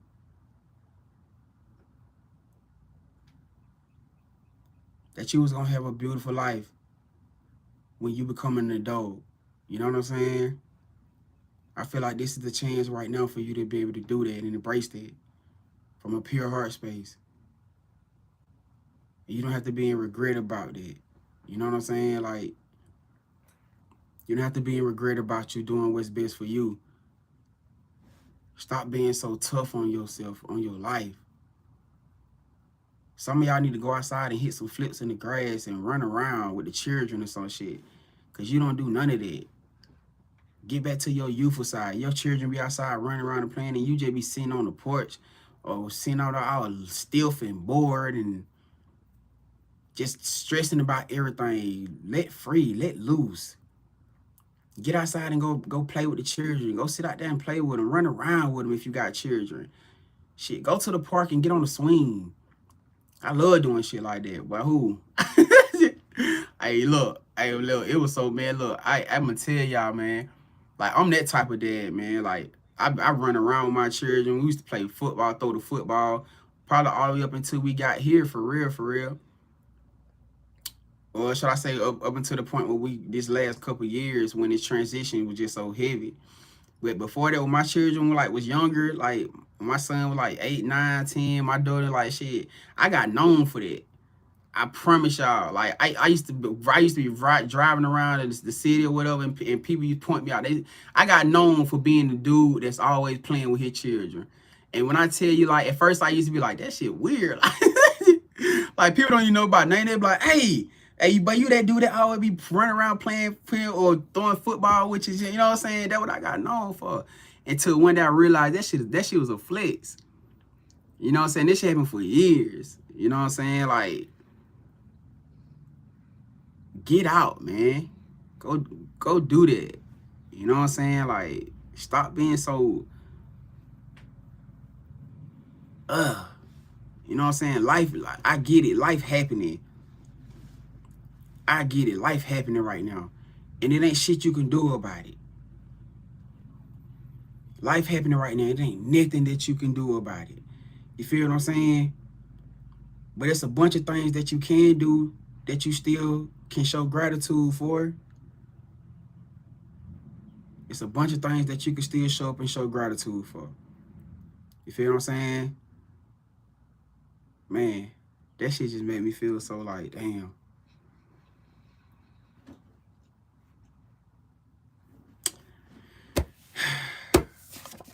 Going back to the card, I was just finna say this card right here.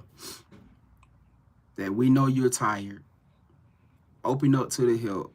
The love is the help. Breaking free from bondages, including your thoughts. Breaking free from bondage, including your thoughts. This is your upgrade season. It don't matter what you feel like things look like around you. It don't matter what you feel like things look like around you. This is your upgrade season. Guaranteed. Surrender to your emotions. That's going to hit who it need to hit. You'll know it's for you. And last but not least, the check or deposit gonna be busting out this week. This is a wealth transfer. Check or deposit is coming through for a lot of people this week. And I feel like the main thing connected to when I clarified that energy was those who are doing the work. If you took this action, you took these leaps of faith, you passed this test. That's the only way you finna get that check or that deposit. For those y'all that did all that, or you may have already done that, congratulations. And going back to what I just said, you will know, because something that's meant for you, it's going to be there. It's going to show up for you.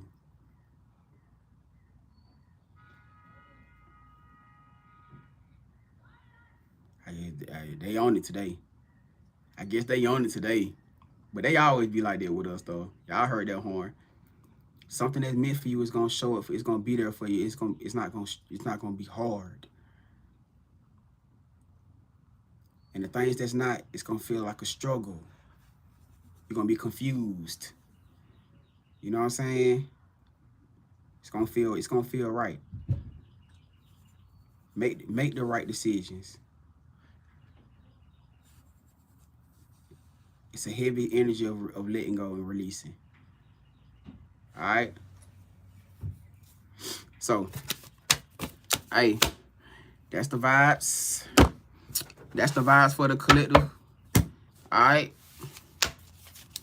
That was a beautiful energy, a beautiful read. Somebody do wear some green today, though. Put some green on. Could be a school teacher, a counselor, can be significant. It says, oh my God. Look, they said this lover, whoever this person is, they said this lover will choose you every day. For those y'all that's taking leaps of faith towards love or open up, you know, cause this is surrender to emotion. They said this lover will choose you every single day. Diamonds. The pressure is all, hey, pressure made diamonds. And they said the bill is already paid too. So for whoever that is, they said the bill is already paid. Stressing over nothing. Alright. Pressure made diamonds, gang. You hear me? Alright, so look, we're gonna leave that right there for us, the collective energy. Alright. We're gonna leave that for us, the collective energy. We finna close out that collective energy for those who wanna come tap in. If you guys wanna start booking, if y'all wanna come in and book y'all personals. If y'all got questions, y'all want things y'all got something y'all wanna tap into, y'all wanna find out something to collect the energies align with you. Love read, career read, whatever it is that you need, gang. This is gonna be the chance for y'all to start coming to tap in. Alright. It's gonna be the time right there. I just picked the poll up in the corner. That poll, click that poll, that clipboard is gonna give you guys the payment options and it's gonna give you the booking options. I believe Cal did pin it up over here. Hold on, y'all. What's up, y'all? What's happening? What's up, Chef? We're heading. DJ Boomer said, ain't that wrong with being a family man, bro? Ain't that wrong with it at all. That's the most beautiful thing. I ain't even gonna lie. That's the most beautiful thing, man. That's who I am. I'm just gonna be honest with you. Shit. And I don't care about people around here trying to make it seem like, you know, being a family man is out and played out and what being gangster in, being hardcore in, that shit is in. That shit don't mean you don't end up with 1 or 2 places, dead or in jail. That shit played out. I ain't here to follow. We ain't meet brother DJ Boomer. We ain't here to follow that narrative. We here to change that motherfucker. It ain't about you being weak or being soft just because you choose to be a family man. It's just certain shit I ain't finna get involved with a motherfucker or get involved into with another nigga with because I got shit to lose. I got a lot of shit to lose. You feel me? So I ain't in that point of trying to prove myself to be hard against no motherfucking body. I give it to you. Just don't put your hand on me. I don't give a fuck what's going on in there. That's different. Now, I ain't finna just strike up no shit with you, cause I ain't got it. I'll let you have it all day, gang. You got it. You got it. You call me whatever you wanna call me or whatever. You know what I'm saying? Just don't put your motherfucking hand on me. Just don't touch me. I'm straight. You got it. And now we got another problem. Bitch, it's life or death then. But we ain't out here to be out here trying to prove ourselves to nobody. You feel what I'm saying? Like I said, we out here to change the narrative. We out here to change things. We out here to make this shit better, to make life better. Cause we got children, you know what I'm saying? We got things that need us. We got people that need us, that's relied on us. We're teaching the generations. You know what I'm saying? We showing the generations how to become divine goddesses and divine gods, how to become real, you know what I'm saying, real men, you know what I'm saying, and beautiful, amazing women. This is what we teaching them, and we got to start by setting the example, being the example first. You know what I'm saying? And honestly, man, it's a big thrive on it, because a lot of us grew up in situations where we wasn't able to be that for our children. A lot of us dropped the ball because we didn't know what the indication of self-love was.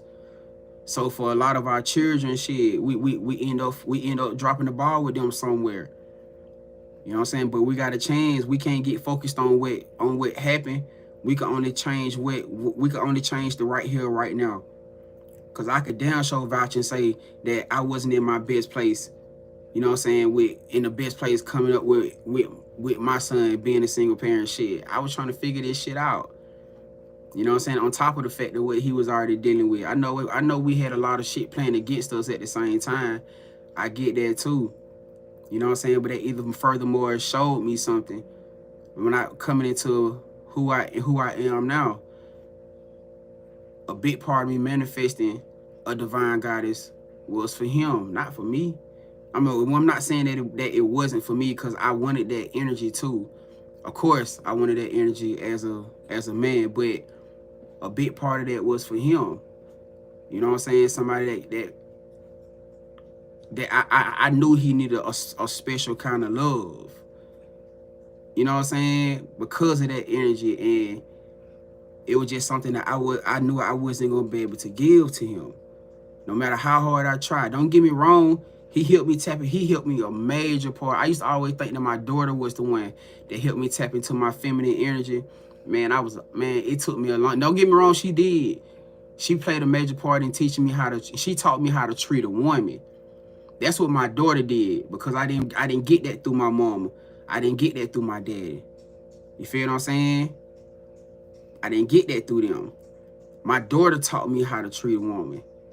She taught me how to embrace a woman emotionally. She taught me how to open. Well, I ain't gonna say she really taught, because I think I was already kind of sort of in the opening door phase, but heavily on it, she taught me how the aspect of opening up doors consistently, and you know what I'm saying, just doing everything as far as like the emotional side, because I wasn't very emotional as a man. Like, I didn't have emotions. Like, I probably was one of the most closed off motherfuckers y'all have ever seen, because I really damn near grew up by myself for the majority part of my childhood. You know what I'm saying? The key points of my childhood, coming into me being a man, I grew up by myself. So I didn't feel emotion for shit. I masked my emotions. I couldn't feel emotion for a woman, because I felt like my mama traumatized me through that. Cause that when the parts of me that needed her as a young boy, I didn't get. And my daddy didn't show me that how to treat a woman, cause he was in that energy where he didn't know how to treat a woman. It was a very AB household, and y'all know what AB stand for. You know what I'm saying? My dad was in the drug game. I grew up around drugs. My dad was probably one of the heaviest hitter drugs in Atlanta.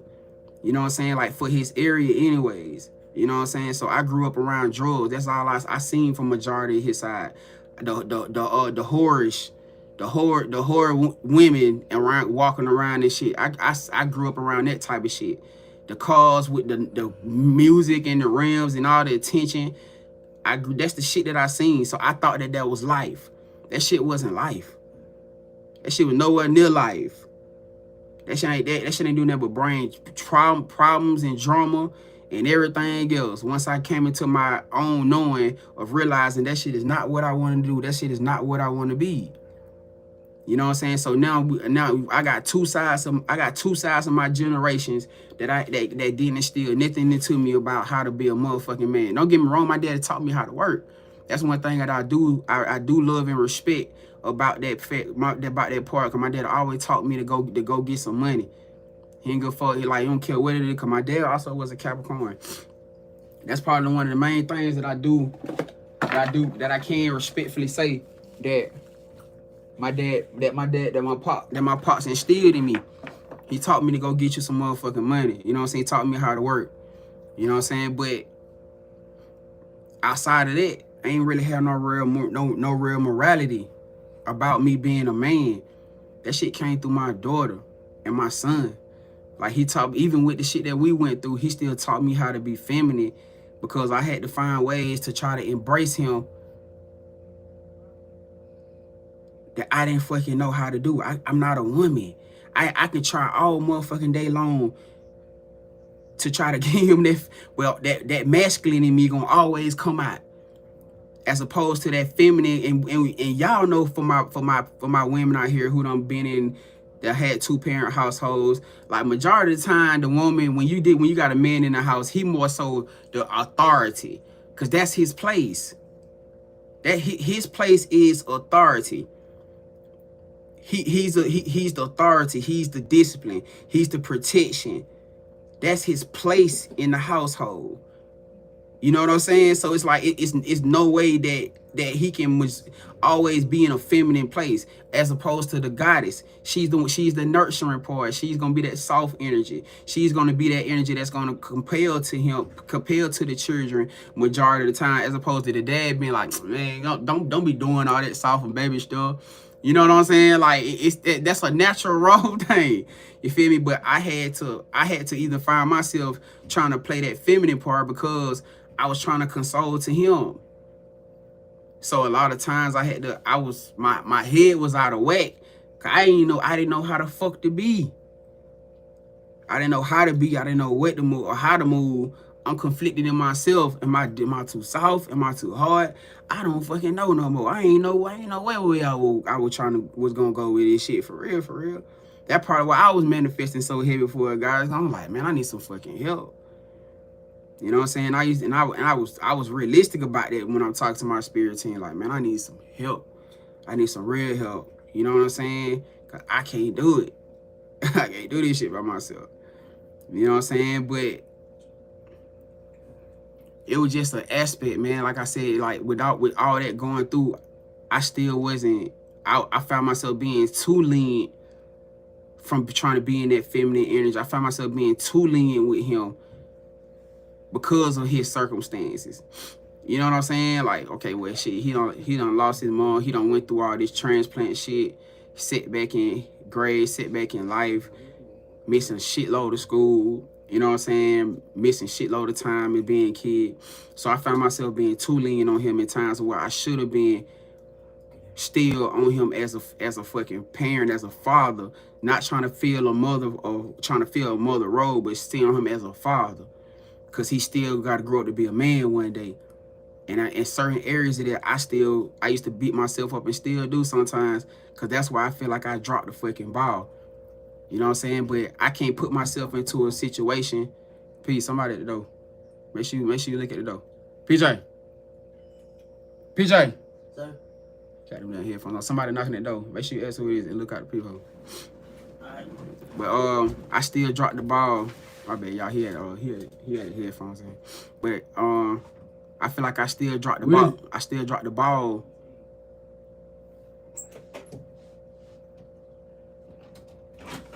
What's up, Tom? Oh, that's it, people. But yeah, I feel like I still dropped the ball somewhere in there, because a lot of things that I feel like I supposed to been on him about to prepare him to even come into being a man, or preparing him for that aspect of coming into a motherhood situation, whatever. I wasn't able to give and show him. You know what I'm saying? Monte want to know if you could cut his hair. Who? You want to know if he cut his hair. He said he got money too. Let me finish up what I got going on first. So he said he did it for you. But I didn't know what to instill in him in that time. So now I found myself right now in this time and right here now today, trying to correct and fix everything that I feel I fucked up and dropped the ball at. You know what I'm saying? So that's why I said, for a lot of us, man, we ain't perfect people. We ain't perfect parents. We all may feel like we effed up somewhere with a child or with children, that we still learning and trying to get ourselves together. But I can't put myself in a situation where I can keep beating myself up about what happened and how it happened, because then I'm gonna be stuck in the past or keep living in the past. You know what I'm saying? But I'm grateful for him. You know what I'm saying? I'm grateful for him. I'm grateful for my daughter. She was probably one of the most scariest, being honest with y'all. Being real, I don't know if I told you. I probably think I did tell this story before. Like when I first found out that my that my daughter's mom, that when I first found out when we was together that we was finna have a daughter, that shit triggered this shit out of me. When I tell y'all that shit scared, that shit, man, that was probably one of the biggest things that I feel like I didn't want out of life. And I didn't understand it then. I didn't understand that it was connected to motherhood trauma. I didn't understand it then. But when we found out that we was having a daughter, it's like everything in my life shut the fuck down. You talking about the scariest day of my life, gang. Cause now I'm freaking out. I'm scared. I'm like, what the fuck? Like, what the fuck am I supposed to do with a daughter? What am I supposed to do with a girl? How am I supposed to love her? I felt like I was gonna fuck her life up. Straight up. So much is that, cause I ain't gonna say I wasn't a bad person to her mom, but I wasn't a committal person either. You know what I'm saying? Like I always been a humble-hearted person. That ain't never changed about me. I'm just quiet. Like I had my shit about me, but I always been a humble-hearted person. I just wasn't a committal person. You know what I'm saying? And that was just through generational curse shit. But everything around that wound of a mother wound, that was the scary shit. Cause I'm like, how the fuck am I supposed to love this? How am I supposed to love this girl? What if she don't love me because of who I am? In my eyes, I couldn't see no woman, despite the fact that I'm dating women or being with relationship with women, I couldn't possibly see that a woman could really love me. I had a whole heart resentment towards women getting super all the way close to me because I felt like shit. If my mama could ever got to a place where she could abandon me, how the fuck could I expect any other woman to not do that? So despite the fact that I was open heart, like I was humble hearted, I always still had my guard up with women. Like I ain't gonna let you get too motherfucking close to me. Like, yeah, we gonna get close and we'll be cool, but I can't let you get too close to me. I can't get too committal with you, which goes back to what? The commitment issue. You see how the pieces connected now? I could never really truly be aligned with one woman in a committal because I had abandonment trauma. So I can't allow myself to give you my whole heart because I can't trust that you gonna motherfucking stay there and be there. How can I trust that you ain't gonna hurt me like she did? It's a child. I'm an adult. This is a child talking through me as an adult. How the fuck can I expect you not to hurt me like her? So yeah, we could play this house game and shit, but I can't never really give you everything because I can't really trust you completely. So now you got me in this energy, and then you got another adult over here who she dealing with her own traumas. She got her own cycles of traumas and shit that she dealing with through trust or abandonment or whatever she dealing with. And now I'm adding to a cycle that she already done been through. And on top of that, whatever she already dealing with too, she added on to the cycle that I'm not even paying attention to. And now you got two unhealed, toxic people in a situation hiding behind smiles, but doing shit behind the scenes in their own intentional way. How the fuck can that thrive? So in that wholehearted situation, and I'm speaking to y'all from a third party perspective. Now this is outside looking in. So now for me, my perspective, because this is my accountability. This is not for her, because she had her own shit to deal with. For my accountability, when I found out we was having a daughter, that shit fucked me up. I ran. Now, we talking about adding to the trauma, right? Now here you are. Now here we are. We got this 20-something-year-old woman who may have already dealt with her own shit. First time mother in a situation where she feel like she going through a pregnancy alone by herself. Now, mind you, I still was paying the car. No, I'm still paying the bills attached now. I'm still paying the car insurance, shit like that. She needed money. I'm at every doctor's appointment. I'm still playing that part now. But hold on, that's not the point. That's not the point now. Bolted on her in a time where she ultimately needed me the most. Huh? Because I was running from myself. She don't see and understand it. She looking at me as like another nigga that, or maybe another nigga, or another dude in her life that done abandoned her. She ain't looking at it from my perspective as that energy surrounding her with us with that baby was another woman coming into my life, or another feminine energy coming into my life that I'm in fear.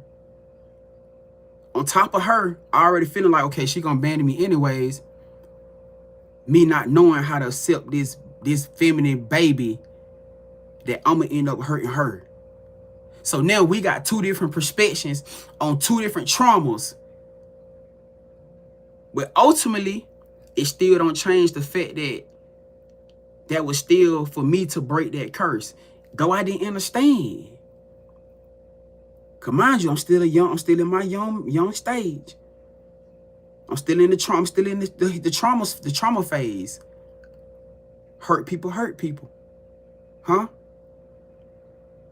Now we both got this whole different perspectives. I find the means to say, man, fuck, I can't thrive in that energy. On top of everything that's going on already, with me finding out that I'm having this daughter, that's giving me a perspective on life now about me perceiving with her. Because now when I started thinking about the fact that, damn, what if I hurt this baby? What if I'm not who I need to be for this little girl? Now I'm looking at her.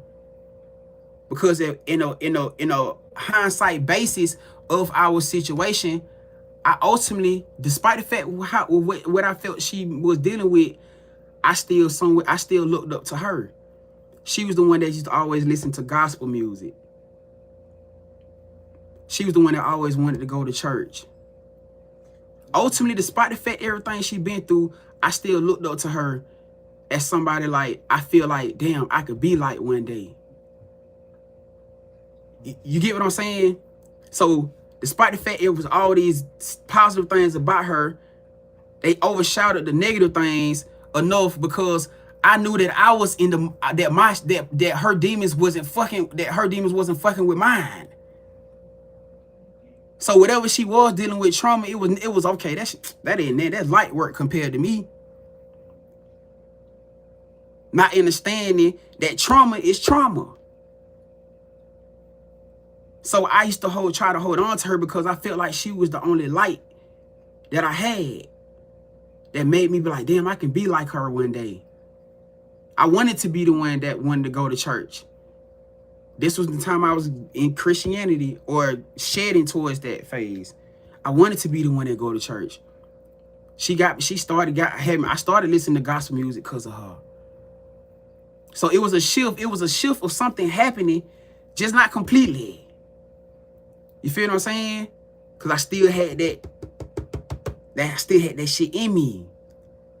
So amidst me running off and leaving her, why in that time she was pregnant, I started thinking, the biggest part was me thinking about the baby now. But now it started fueling, now the shit started spilling over now. Cause this was the hindsight beginning of me going into my awakening. People think you going into your awakening was when you start throwing through the spiritual shit. No, in hindsight of your beginning of your awakening is when everything around you start breaking the fuck down. That's when everything started breaking down around you. And those usually be part of some of the toughest times in your life. That's the time when I started drinking heavily. That's the time when I started smoking more. Huh? That's the time when I started popping pills. I started goddamn fucking with Miley. I'm crashing out. A complete crash out. Started dealing with another woman that was embracing that trauma that I was dealing with at the same time.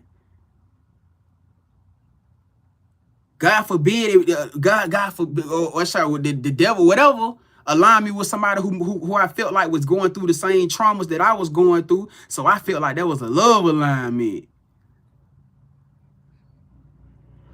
That's how I seen it. Somebody embraced that trauma while I'm going through this situation.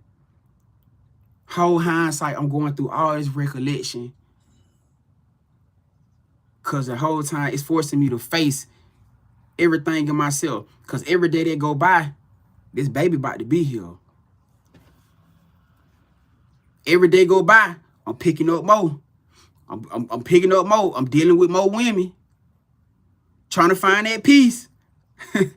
She thought I was being committed to her. No, well, I don't think she ain't thinking for long. Because eventually it became so much to where I couldn't even, you couldn't hide it. You couldn't hide this shit. Riding around in this goddamn this scene ass car with these big ass rims, this loud ass music, this colorful ass paint job. Man, you gonna get a lot of attention. Used to have women walking past the car just dropping their number on my front seat while I'm sitting in the car. What the fuck? And that's supposed to be happiness. See, at the time I thought that was happiness. Why? Because now I'm depicting everything that I seen my dad. See how they did that generational curse? I'm thinking it's happening. I'm saying like I'm popping my shit. Cause now I'm sitting back and I'm peeping what's going on. I feel like I'm doing shit now. It's a whole trauma. It's a whole generational curse going on now. And I think I'm doing something because I'm doing the same shit I seen my daddy do. Whole time feeling lost. Moving out here like a little bit ass kid. That wasn't no manly energy.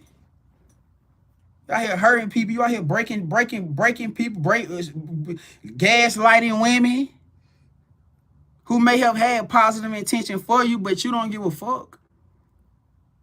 All you worried about is what's gonna make you feel good at the end of the day.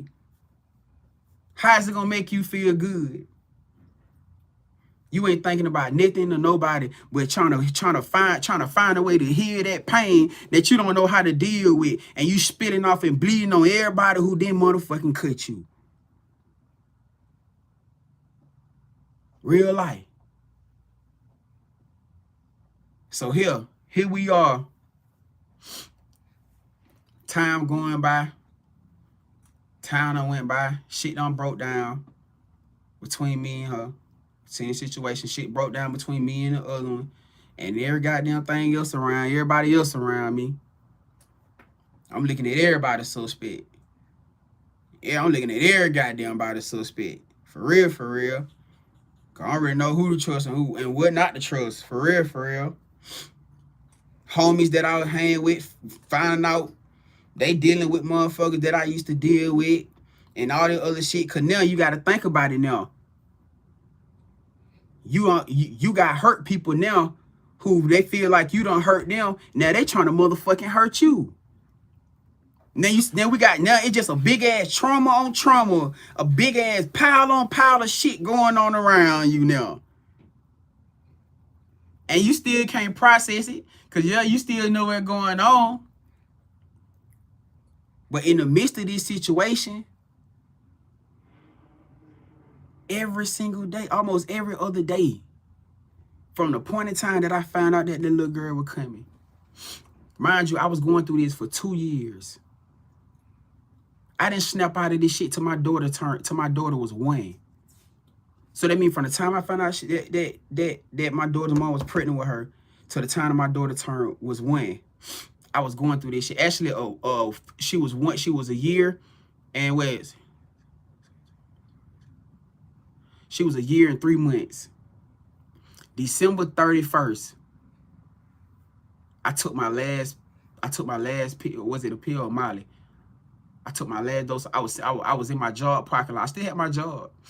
I was sleeping in my job parking lot inside of my car. December 31st.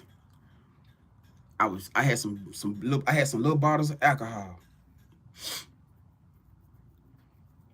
I took my last dose of oil Molly, and I was just thinking, man, I'm like, man, I gotta stop this shit. I gotta snap out. And I made a vow to myself. I said, man, this gonna be my last night. I said, New Year here. I said, this gonna be my last night doing this shit. I gotta get my life together. I gotta get my shit together. Man, I'll never forget that shit. I was in the backseat of my car. And I was just crying. I was just purging. I was just releasing. And I was like, man, I gotta snap out of this shit. I gotta come out of this shit. My spirit was just on me like, man, I was having a spiritual moment. And I was like, I gotta snap out of this shit. My son been staying with me even since before when me and his mom separated. I think me and his mom separated when he was like 2. My son always had been staying with me. Cause me and my daughter's mom had been together since my son was probably like maybe like 1. My son had always stayed with us. In this time frame when I started doing this crash out, I had to send him to go stay with his mom. So he was staying with his mom for about 2 years. January 1st, that was the day I snapped out of this shit. And I went clean with everything. I just stopped everything. I think I was still drinking here and there, but it wasn't like how I heavily was. But as far as like all the other shit, I was still smoking too. I was still smoking from here still smoking too, cause that was like I didn't feel like, but all the super hard stuff, I had stopped. And I had slowed down heavily drink. I had slowed down heavily drink. I wasn't drinking like that. I probably just drank when I got off work. Like me and my daughter's mom, we'll probably like when she get off work and I get off work, we'll have us a little drink before we go to bed. You know what I'm saying, etc., etc. But rewinding back for 2 years. For 2 years of my life, every other day, either I was sitting in my car, or when I did have a house, because I had a house too in the midst of that situation. It had like a 3-bedroom, 2-bathroom house. It had a jacuzzi tub in it. I was staying by myself. I used to sit in that tub, and I used to put a gun in my mouth almost every other night. Or I sit in my car and put a gun in my mouth every other night, contemplating on pulling that motherfucking trigger.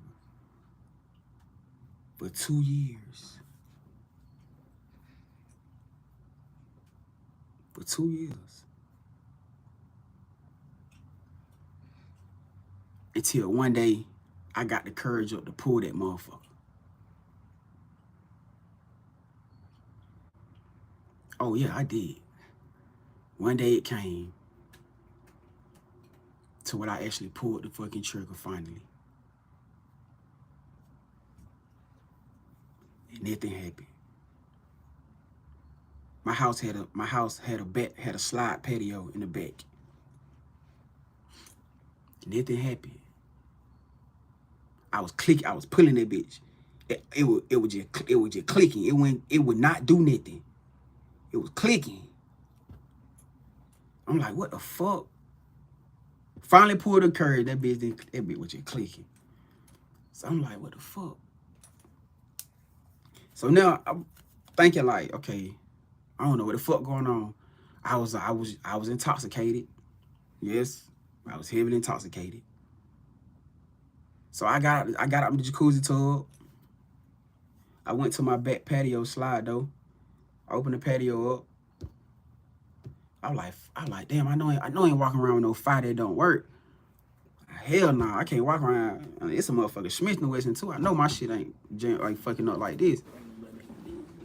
So I aimed that bitch out my back door towards the ground, cause I had a hill-lit yard, so it wasn't gonna hit nothing or hit nobody in there like that. And I aimed that bitch out the back door over my balcony patio towards the ground. And as soon as I pulled that bitch went off. Wow! I dropped that motherfucker. Like, as soon as it went off, I dropped it. Like, what the fuck? My heart was like, whoa. My heart was beating so motherfucking fast. I dropped that bitch as soon as it went off. and on the back patio. My heart beating so motherfucking fast. And I was just backing up. I just started backing up from the window, like, what the fuck just happened? I couldn't believe it. Like, I really couldn't believe it. I had a big ass Armor War sofa. I had one of big ass heavy ass sectional Armor War sofas with the big ass Armor War in the middle. So if you push it into the sofa, it's just like a big ass laying like a queen, like a king size big ass bed, like that. I crawled up on that. I crawled up on that damn thing, and I just remember balling up right there. The patio door still wide open. The gun just sitting out there on the patio.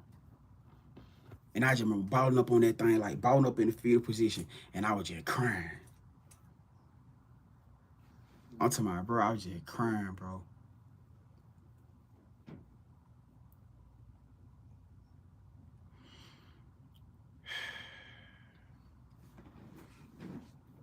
Because, like, I knew then I had a calling on my life. That was the wake-up call. That ain't the first time. The first time when I got shot.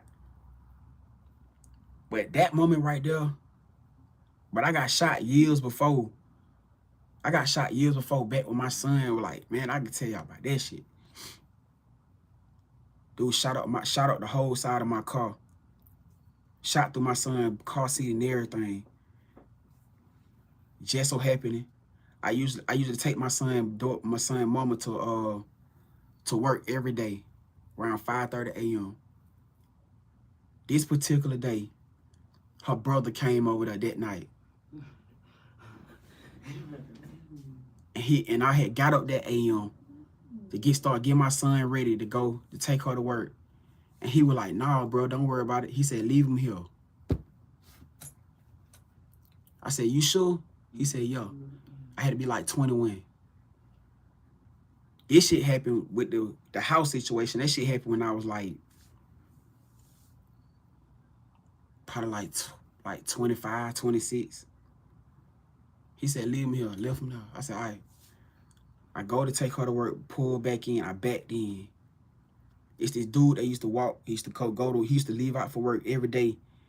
Then every day when I'm coming back in, he'd be leaving out. He used to have a pickup truck parked right next to me. I seen a dude walk by behind me, and I thought it was him. But it was weird because I caught a little glimpse, and this dude had a rolled up mask, like a rolled up hat. And this dude never used to wear that. So that way it caught my attention while I was like, I looked at my rear view like, okay, that was kind of weird.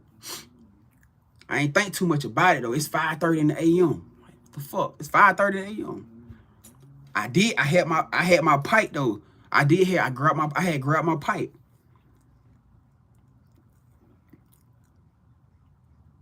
I had to stop at the store to get some milk for my son.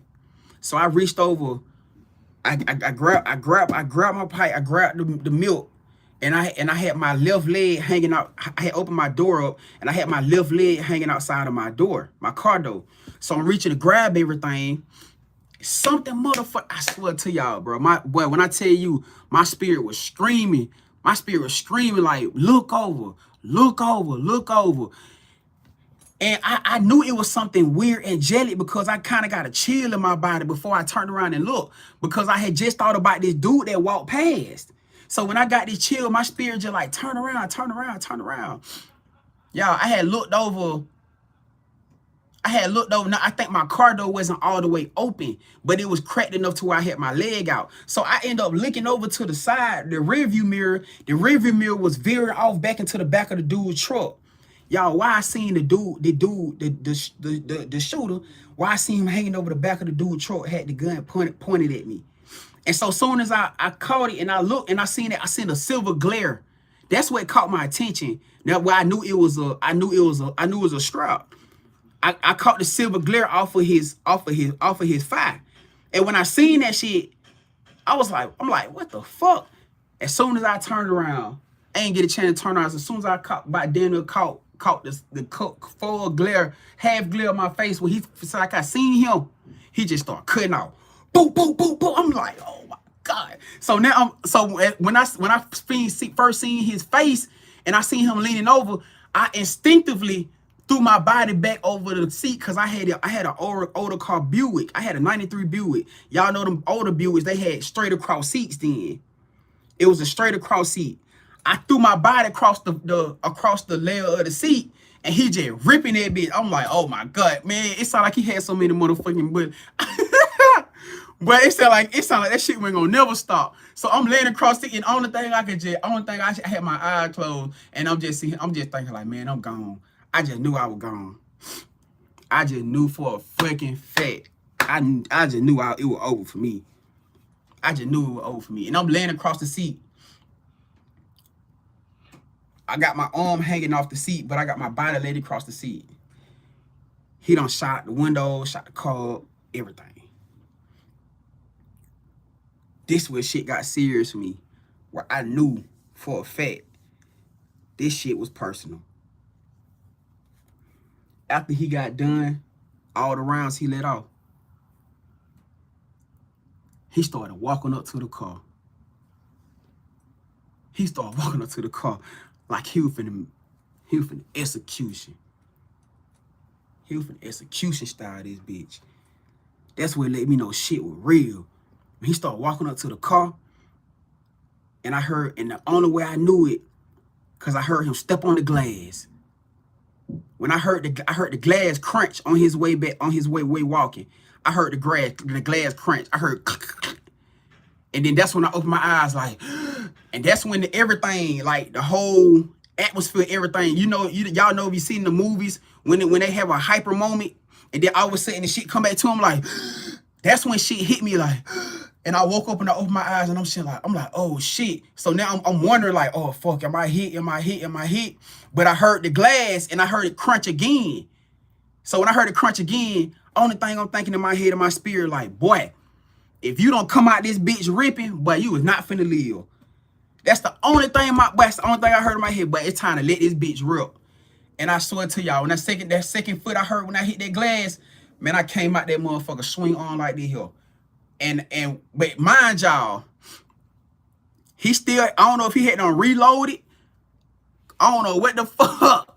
I don't know if he only let off a few rounds and it felt like a lot to me. I think he only had let off like maybe 5 rounds. But to me in that moment, that shit felt like it was like 10, 20. When I had to come out that motherfucker, and I remember throwing my arm around because I still had my shit in my hand. I came right him up, and I just remember coming out the car just like the hill, and I just started ripping that bitch. Boom, boom, boom. He took off. He started running, ducking off behind the truck. I'm just going. I had done shot the whole man. I had done shot the man truck up and everything, trying to get to his ass. The dude take off. He running, and he just free range shooting. So ain't no telling who the fuck he could have, if somebody was out there, anything he could have hit. So he running off to keep from getting hit. He took off. I'm standing over the back of the dude truck. I got my shit aimed in the back of the dude head, y'all. Right hand for good. I got my shit aimed at the back of the dude head. I'm pulling the fucking trigger. Boy, you talking about I didn't give a fuck about nothing? Boy, cause I was in that, I was in that lifestyle then. I was trigger happy. I ain't give a fuck about none of that. I wanted to see that boy body drop. That's the only thing I kept thinking about. I got my shit aimed in the back of his head, boy, and I'm pulling that bitch. Like, and when shit coming out, I pulled that motherfucker like 3-4 times. The clip fell like the gun. It was empty.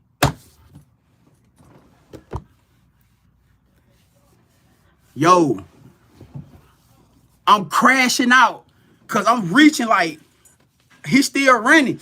I'm reaching, trying to find my other clip. Had them left it in the fucking house. You talking about gun? Yo, I usually have 2-3 clips on me every time I leave the house. This particular day, I left my other clip in the fucking house. Because if I would have had that other clip on me, his ass would have been dropped. And you know the crazy part about it? After everything, after he got away,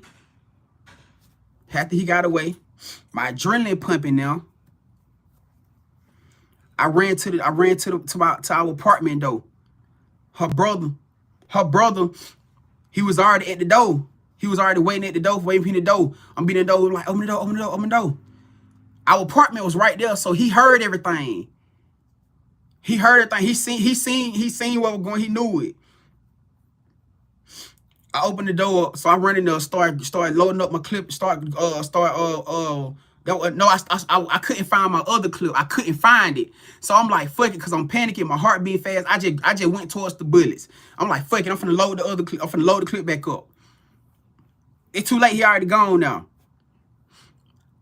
I didn't realize I was shot until I sat down on the sofa. Actually, her brother looked at him. He said, bro, you hit, bro, you hit. And I had looked down, I was like, fuck. I didn't realize I had got hit. I got hit in the leg. And I'm sitting here like, fuck. So my adrenaline coming down now. As I'm sitting there, my adrenaline starting to come down. Now I'm starting to feel the shit. I don't know who called police, ambulance. I don't know how that happened. I think he may have called him when he probably seen that I was when he seen I was hit and shit. Now my adrenaline come down. I'm hit, whatever. I go to the hospital. You know, they do what they do with that big ass needle and all that other shit right there.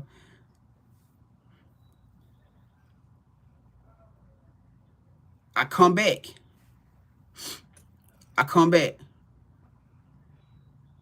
The detective out there. They got the crime scene still. Detective out there. And he was like, he was just asking me questions. They were asking me questions and shit. I walked over there, looked at the car. He was basically telling me that the dude let off. He said the dude let off.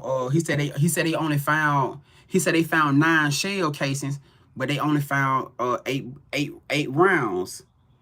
He said they found 9 shell casings, but they only found 8 rounds. That was from him. And so I'm sitting here like, okay, well, I don't know, you know what I'm saying? So I'm thinking that because the hospital didn't say whether the shit was still in my leg or not. If it was, I think they said like it came in and went out. How? I don't fucking know. Weirdly, I do not know. And this was a 9. The dude had a 9mm. So how the fuck? It ain't like he was shooting with a 22 or something. I could get that, cause them shits right there travel. You know what I'm saying? It's 22, 25, some shit. Like, I get that, understand it. But a 9mm, you know what I'm saying? But anyways, the dude, the detective was like, and he was like, he basically was talking about how he was like, man, he was like, do you know anybody? Now I'm thinking like this. They could be karma. Cause I know for a fact that I done did some shit. Not intentionally, maybe to them, but maybe some shit done caught up to me. That's what I'm thinking. Maybe some shit connected to the woman or something. Cause I had a fallout with a dude probably like a week before about her. Somebody that she was working with. And they got some dumb shit. I wasn't going for that. Like, wow, what happened? I ain't know if that had something to do with it. I ain't fucking know nothing. I ain't know.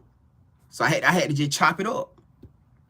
But after the situation with all and done, the detective came up to me. He was like, son, he was like, do you see the crime scene?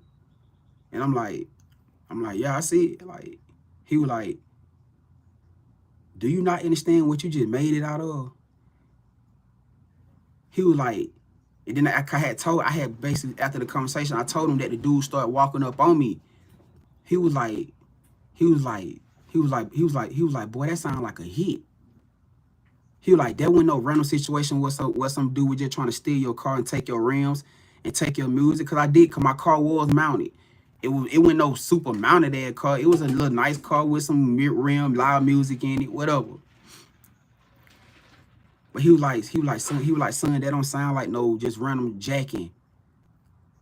He was like, He was like, that sound that he said that sound like a murder for hire, boy. He said he literally walked up on you after you weren't even moving. He said he was finna execute you. And shit still didn't process on me. Like, damn. I'm thinking about him, hearing him like, damn.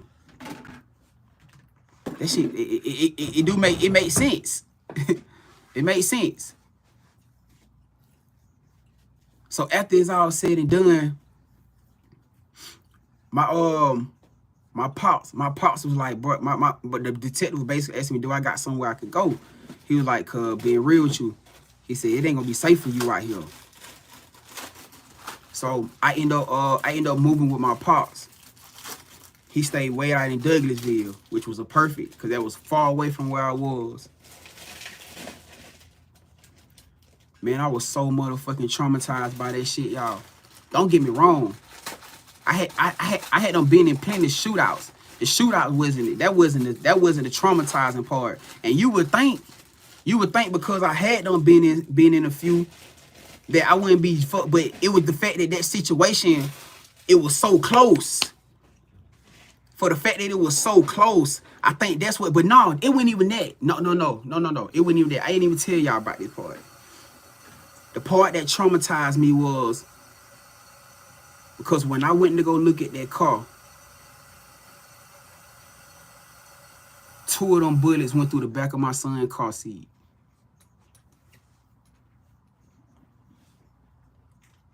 That's what fucked me up. When I seen that car seat and I seen them hoes through the back of my son's car seat, I just lost it. Cause I'm sitting here thinking like, damn, what if my fucking son would have been in the car? He was a baby, he was 1. Like, what if my son would have been in that car seat, bro? He would have been gone. He was not gonna survive that shit. Ain't no way he wasn't gonna make it. You talking about God sent her brother over there the night before to keep my son out of that car because he knew that shit was gonna happen? I couldn't process this game. My head is fucked up. I'm lost. y'all don't get it, but I am lost. I'm all over the place. I don't know where to go. I'm ready to ride. I'm ready to go tell some shit up. I'm ready to go hit the city. I'm hitting up my homies like, boy, we gotta go get, but we gotta go. And my homie like, boy, you hot right now. Everybody saying like, boy, you hot right now. Despite the fact I had them couple of homies that was like shit, but we finna hit around and see what the fuck going on. But everybody else like, boy, you hot right now, boy. It ain't a good move. So I basically explained to him, yeah, I did. I just remember I remember his skin tone and how his hair was set up. That's all I can remember. I couldn't exactly remember his face. I'm gonna tell y'all some weird shit though. About 3-4 years later, I want to say about 2 years later, I ran across a dude that as soon as I seen him, my shit started going off, and he looked just like the dude that had shot at me that night. And guess what? I had a choice. Cause when he looked me in the face, you talking about motherfucker can remember you. When he looked me in the face, I seen his guilt all over his face. I had a choice, y'all. Man, listen to me. Everything in my body wanted to put one in his motherfucking head. On everything I love. My motherfucking hand started, wow. I was full of hate. I was full of anger. I wasn't healed at that time. When I seen his face and I seen that shit all over his face and I seen his guilt when he look at my face, and I'm pretty sure he seen that mug on my face once I seen his face change. I knew he was naked Cause I can tell. Cause he ain't started reaching, he ain't started clutching, he ain't started doing none of that shit. But he seen me start reaching for my shit. But I swear to God, y'all, I was finna blow his shit straight off. And everything give me was like, wow, y'all talking about fighting something then. Y'all, boy, I was fighting something, y'all. I had to fight that shit so fucking bad. Cause that at that point in time then, that wasn't even really more so my character at that point in time. Cause I really was cooling. I had done started changing. Being real with y'all, like I had done calmed down. I had done started changing to that perspective and everything. Like I was chilling. But I was still dealing with that trauma, which I'm gonna take y'all back to that point, because when I first moved back with my dad, this how I knew I was traumatized. It was a game that came out on I had a PlayStation 3 then. Was it PlayStation 3 or PlayStation 4? It was a PlayStation 3 then. And it was a game called Call of Duty. I could have got hooked to any game, but I got hooked to Call of Duty. It was a shooting game. I used to play online with a couple of my dudes that I met online. This how I knew I was. And mind y'all, I used to lock myself in the room, because at the time it was me, my son, mama, and him. We was all standing up there together. The shit used to go. The energy between me and her had got so bad too, that where we found ourselves almost like literally sleeping in different rooms. Cause I used to be trapped on that game all day. I knew shit was bad one day because she came in there, and I remember playing that game, and I had already gave the dude the kid. I had already not took him down or whatever. But after he got down, I was still firing. And she was looking at me, watching me doing this shit. Dude was down. I had done got this kill, got the point. I was still firing that bitch. I had done reloaded everything. Dropped the clip. She ain't go again. He gone. And I done hit that bitch again. And she had to shake me like, hey. And I had to snap out like, I'm like, yo, what's up? Like, she like, you straight? You good? I'm like, yo, I'm good. She like, you sure? Fuck was that? That shit was that when it dawned on me, like, that's when I think that was the point of me where I had to really wake up and be like, damn, that shit traumatized me. That shit traumatized me. So leading up, but that ain't even the crazy part, y'all.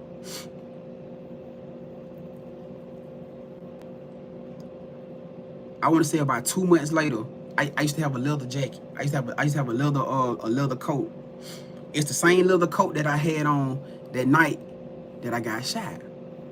Same leather coat. 2 months later, me and her end up getting up. We were just like, man, we gonna get out the house. We ain't have my son. We were finna just get out.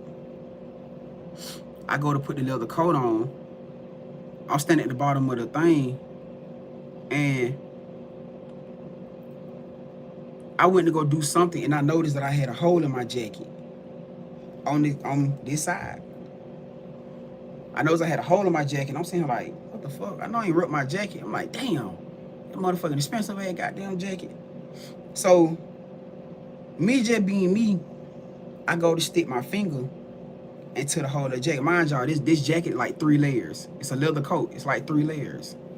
So you got like a leather, you got that other thick kind of something like somewhat semi-thick like leather layer, and then you got the thin sheeted layer. That layer not thick at all. That shit like really you can rip it. I go to stick my finger into the jacket. Why the fuck the knife bullet is sitting inside of my jacket?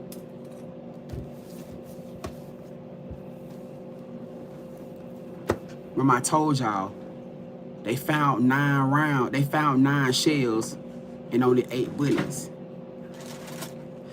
The 9th bullet was inside of my jacket. That bitch had done ripped. Boy, it had done ripped the 2 thick layers and stopped at the thinnest layer. The one that hit me on the side of my motherfucking stomach. He hit me.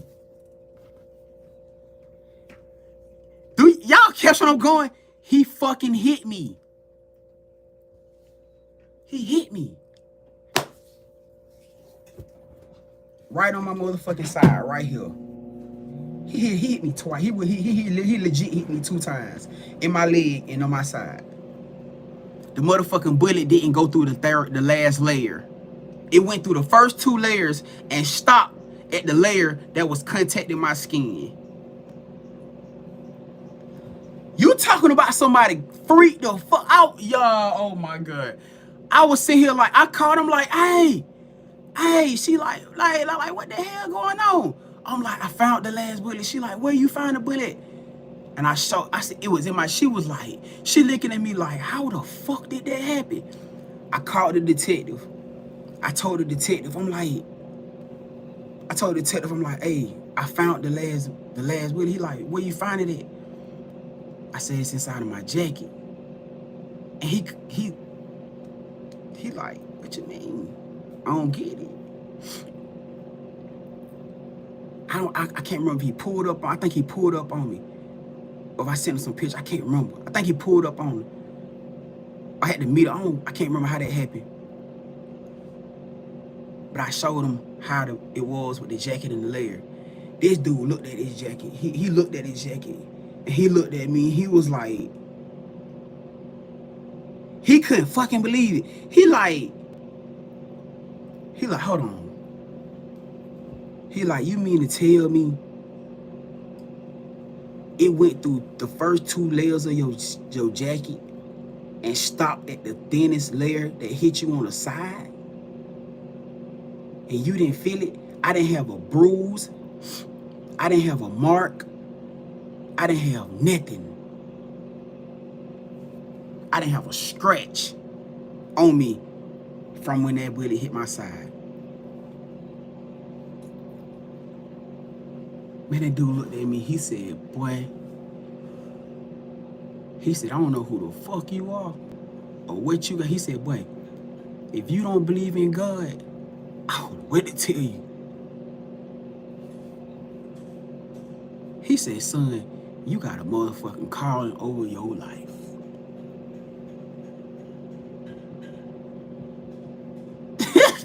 He said, boy, you got to have a calling over your life.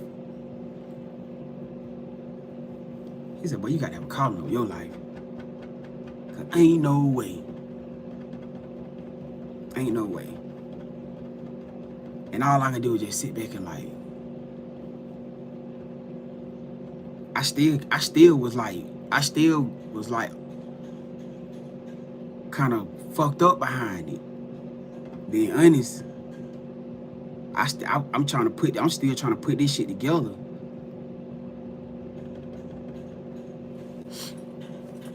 I'm still trying to put this shit together.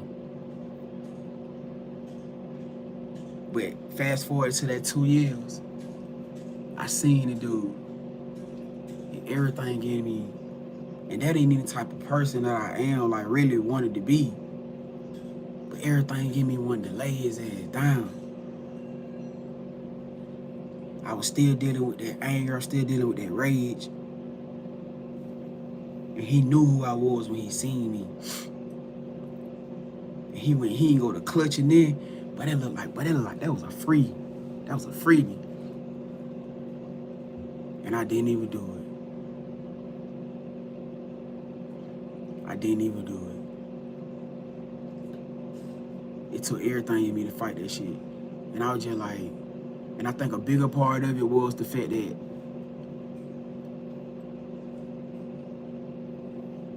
I looked into his eyes. It's almost like I could sense the guilt. Cause he didn't know whether I had, right, that was my test. Cause he didn't know whether I had passed away or not. So that let me know right then that whatever it was, he wasn't old to this shit. That could have been his first time. He didn't know whether I was gone. He thought I was gone. So his conscience been fucking him up for the last 2 years. And when I seen that look in his eye, he seen a ghost. He was like, what the fuck? I could see it in his spirit, y'all. He thought I was gone. And when I seen his guilt in his eyes, well, I know he probably been being his own ass every day. I put my shit back up. I put my shit back where I had it at. And I walked off. I walked off. And I knew that was then. And the crazy part about it, when I got into that car and I pulled off, I was smiling. As bad as angry as I was in that moment, that was the moment that gave me my strength and my power back. Cause mind y'all, I had been having dreams and nightmares and everything up to that point. I had been having terrible dreams, terrible nightmares all the way up to that point. That night, y'all, man, that night was the first night that I had got some sleep, that I had a peaceful sleep. That was the first night that I had some peaceful sleep. Cause I didn't do it. I just walked away. I said, man, it ain't even worth it. It ain't even worth it. And I knew that was a test. But yeah, man. But yeah, anyway though, just fast forwarding back to where it was 2017. Cause January 1st, 2017, that was the day that I had vowed to that I wasn't gonna do no more drugs or nothing. You know what I'm saying? That was the day I vowed for my change. And that's the day that I completely changed everything about myself. But it didn't stop the fact that I still had to pay my karma. I had to pay karmic debt for the last 2 years that I was going through that whole crash out cycle. December 31st was the last day that I when I was sitting in my job parking lot, that I had decided I wasn't gonna do none of this shit no more. I was gonna get my life together. January 1st, 2017 was day one that I had changed my whole life. That's the day that I committed that I was gonna change and be a better person. And I did. So even despite the fact, and I remember I ended up moving in with my daughter's mom, and then, cause I wasn't staying with nobody, so I had I think I had hit her or hit my daughter's mom up, and she was like, okay, I'll talk to my mom or whatever. And her mom was like, yeah, you can come stay, you're gonna have to pay. I was like, okay, cool, whatever. Start of a new life. And I ended up there with them. That's when I started taking interest in music. That's when I started doing music and stuff. Started trying to sing and trying to invest into music. And I started noticing that I would start drawing towards music. It was like an outlet. It was like an outlet for me, like a release. But everything about my life just started changing. Now, mind y'all, my daughter's mom, she got resentment towards me now. So despite the fact that I'm there, she's still thinking about everything that I done took her through. And I can't do nothing but accept it. So we talking about for the next 2 years, the roles reversed now. Now, yes, she got love for me. Maybe just because we got child together. But she don't really got love. She not really in love with me. So now she dogging me now. Well, say for the next year and a half or so. Now she's stepping on me now. Guess what? I couldn't do nothing but sit there and take it. because I knew what I had took her through and how I made her feel. I knew she was out there. I knew she was doing her. I knew she was doing this. I knew it. And I just sat there and I just dealt with it. I dealt with it. I shed my tears in peace or whatever. Because now that was the realization that now you decided you want to do better in life. And that's what Spirit had to bring to me. Yeah, you got it now. Yeah, you understand it now. But how bad do you really want to be the person that you say you want to be? Do you really want to heal? Do you really want to break out of your karmic cycles? Do you really want to be different from everything and everybody around you? And I told God, I said, yes, I do. So you gotta pay. Right. You gotta let your karmic debt play out. So despite the fact what she was doing, yeah, we had our little situations sometimes. I had to let her do her. And I had to just deal with it. And I just said, you know what? I said I gotta let her do it because of what the hurt and pain that I brought on her. I had to let it play itself out. And guess what? Every chance, every opportunity that I had to want to go get back into that lifestyle, well, I'm seeing her like, man, she got me fucked up. I could really be over here doing this. I could be over here fucking on that person. I could be over here talking to that person, whatever. I didn't do it. I didn't do it. I could have played tit for tat. I did not do it. I remember one time, no, I'm lying. I remember one time, no. I'm lying. I'm lying. I did one time. And that could, like, and this probably was like a year. I want to say like a year and a half, like a year in. And I was just like, man, fuck this shit. I think one time I did, because I had a real crash out moment. Only because of how the situation had played out with the situation that had happened with us. And we had got into it. And I was just like, man, fuck that. She got me fucked up. And I think I did step out there one time. But I had felt so bad. Because I had made a promise. I had made a promise to myself that I don't even think I finished it. It wasn't nothing enjoyable finished or did it. It was like I was only doing it, trying to get back. I don't even think I finished it. I think that's what it was. I don't think I finished doing it. I was just got up like, man, I can't do this shit. I couldn't do it. I couldn't finish it. And I just left. Like, I got up and left. And that was it. That was the last time. I was like, man, I ain't never do that shit. You know, step out in that energy, like, no more. It was like, whatever. I was like, man, I'm just gonna let it play out. But after about a year and a half or so, the energy between me and her had just got ugly, died down. You know what I'm saying? And I was just like, man, I got tired of it then at that point and just realized, like, this shit wasn't gonna never get right. Because as hard as I tried, that shit was like I was trying to piece together glass. And this is why I always say, like, just because you did some shit or you feel like you on the right path in your life now, you still gotta pay for what you did. And I can be the one to sit here and tell you, like, that shit was like trying to piece together glass. It was never gonna be a perfect picture no more. But I tried. I was trying to be accountable. And it just wasn't there. So we got to that point where I was just like, man, you know what? I see this me and her this shit ain't gonna work out. So now it's time for me. Now, at this point in time, I done paid my karmic debt. And I knew I paid my karmic debt because that was the breaking point for me. You know what I'm saying? Then at that point, we're like, you know what? Whatever. I'm sleeping on the sofa. I started getting connected with this dude. He had a barbershop, so I was doing advertising from him or whatever. But that's also when I got introduced to tarot.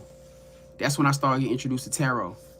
My first time getting introduced to tarot, I was sleeping on the sofa. I used to let her sleep in the bedroom, and I was sleeping on the sofa. And that's my first time astral projecting. I astral projected out of my body. This was 2000. 19. Like the back end of 2019. Or was it the middle of 2019? Somewhere around there, I remember. I astral projected out of my body. The tarot reader came across. It was Can. I believe it was Can. I don't know if y'all know Can. She be like cousin. It was Can. And she came across my timeline and she was saying some shit that I was going. I'm like, how the fuck? I'm like, how the fuck she know this?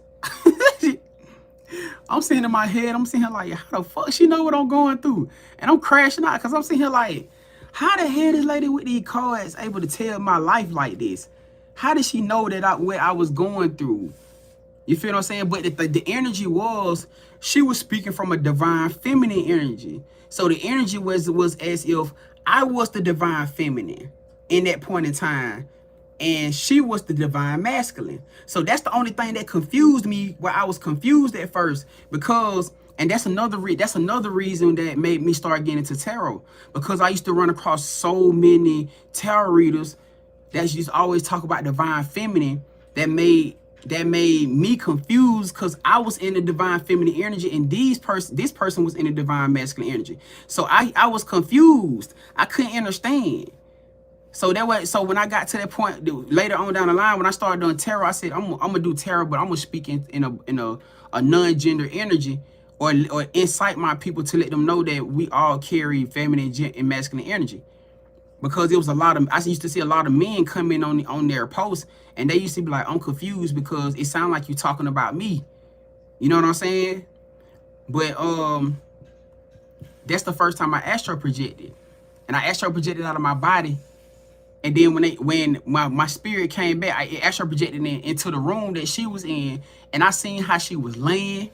I seen how she was on her phone and everything. I seen everything. And then when my spirit came back to my body, I literally fell off the sofa, and I was scared. I was shocked. I was like, yo, I'm like, to myself, I'm like, what the fuck? Woo-woo. Like, I was freaking out because I had never experienced that before in my life. And I was freaking out. I'm saying, like, what the fuck? Like, y'all, I was crashing out. Hey, PJ.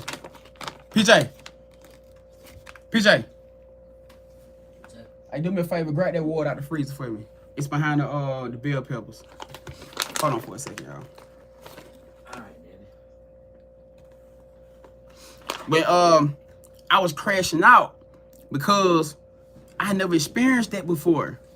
So I'm sitting here thinking to myself, I'm like, what the fuck? Did I just have an out-of-body experience? So only way I was gonna find out was to walk into the room and see. Y'all, I promise y'all, I walked into the room.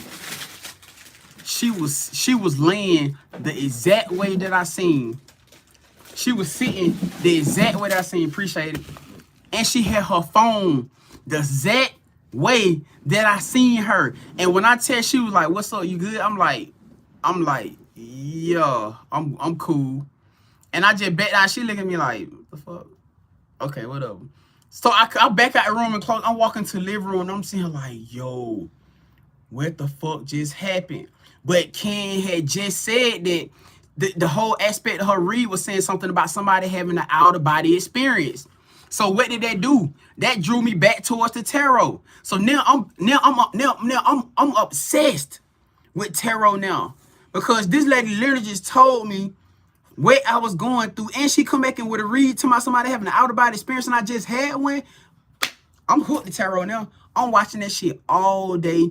When I'm talking about obsessed, y'all, I was obsessed with this shit on YouTube all day, all night. That's all I was watching. All the way up until, I want to say, the beginning of 2020, like March. I want to say like March, April 2020. I went and bought my own tarot cards. I went and bought tarot cards for myself, and I started putting cards on myself just to see. I'm like, now I'm curious of how this tarot shit work. That was the start of me actually doing the tarot pulling for myself. But then I was pulling for my sister and you know, little people that probably just I ran across that wanted me to pull for them. And I started doing that consistently all the time. Especially for my sister then, because she used to always want reads for me. And I used to always do reads for her. And but that was the start of that journey. Cause I think I want to say the beginning of 2019. No, the end of 2019. I ended up moving out of that place, and I ended up moving with my mama.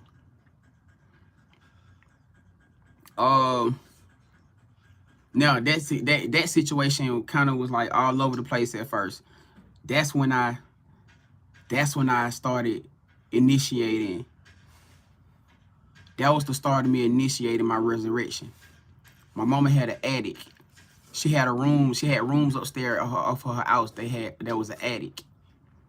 And she had a heavy ass energy presence in there. I didn't never know what the fuck it was. I moved in. That's what started my resurrection. I used to be up in this attic.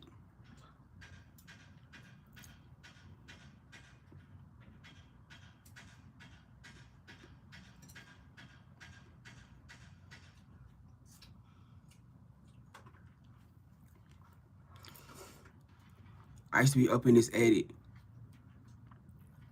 I used to wake up through the night screaming.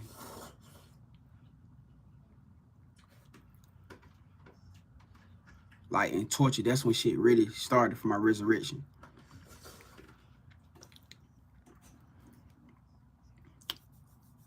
I had holes. I had 2 big holes. I had a big ass hole in my hand right here. I had a big ass hole in my hand right here. I had a big ass hole in my foot, in both of my feet. I used to wake up out of my sleep at night, screaming out of torture. Cause these motherfucking holes used to be burning so bad.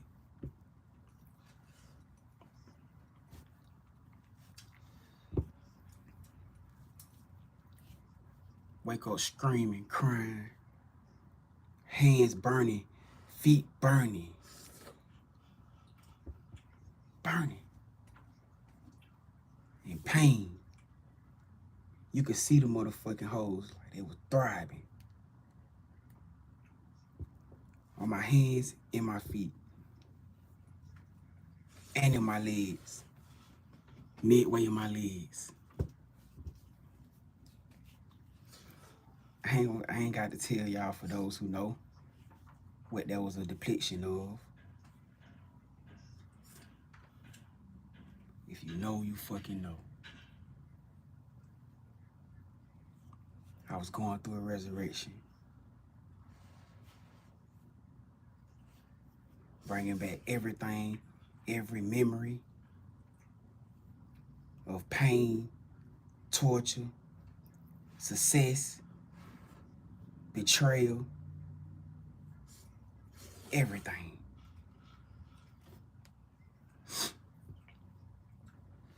You talking about the worst times of my life? Nobody could ever understand the type of pain that I felt. And I was going through it alone.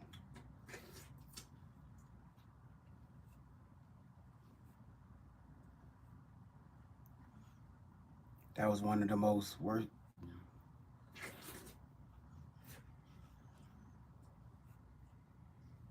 That was one of the most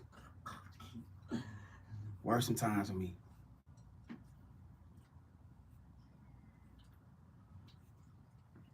But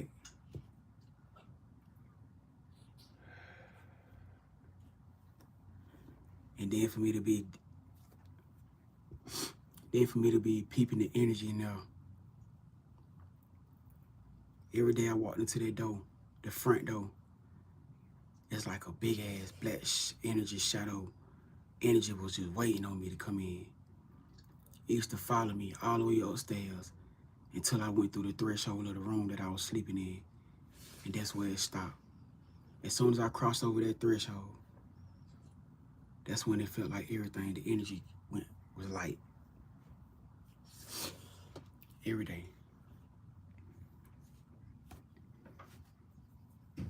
Every day. But I went from there because she ended up putting me out. Long story that she ended up giving me a job. I ended up getting a car. That's when I bought my charger. It seemed like the whole energy changed between us. It's like she was telling me the stuff I need to do get done. Cause she ended up giving me a job where she was. And then she was that type where like, she'll tell me stuff I need to do. Like, man, you need to get your car, or buy you some clothes, cause I wouldn't buy myself nothing then at the time. And then as soon as I get it done, then I was saying, you get sideways with me and shit. And I couldn't understand. Cause I'm saying I'm doing what you said I should do. You know what I'm saying? I couldn't get it. Even at the job, just started moving with me funny and shit, like weird. But it got to a point where a few months down the line, I went to go drop my daughter off, and then I came back, and she had all my stuff, had all me and my son's stuff, like, outside. And I was like, what the fuck? I couldn't understand for that at all. But anyways, that's how I ended up with my sister. Yeah, just in and out of there, still going through learning situations, still learning shit, or whatever. And I can't lie, and I can't hardly say, like, it even felt like the energy between me and my sister was fucked up. Like, you know how, like, I don't know, it felt like an envy. Like, it felt like cause she was that type where anything that was always, cause I was always the one that when my dad asked to do something, I do it. So she was always the one that be like, oh, everybody love him. Everybody do everything for him. Everybody done here, but shit, I'm having to pay back them. I'm having to do all that shit too. You know what I'm saying? But she was that type where she always be like, well, everybody loves him. Everybody love him. Everybody doing it. I'm saying, like, what the fuck? What is that always for? You know what I'm saying? So you could kind of feel like that was already there. So I'm dealing with that energy too in the same sense throughout the time and whatever. It got to a point where it was February. I ended up staying with her up until like February, like 2021. We ended up having to leave that place. After we end up having to go to a hotel. We end up at the hotel.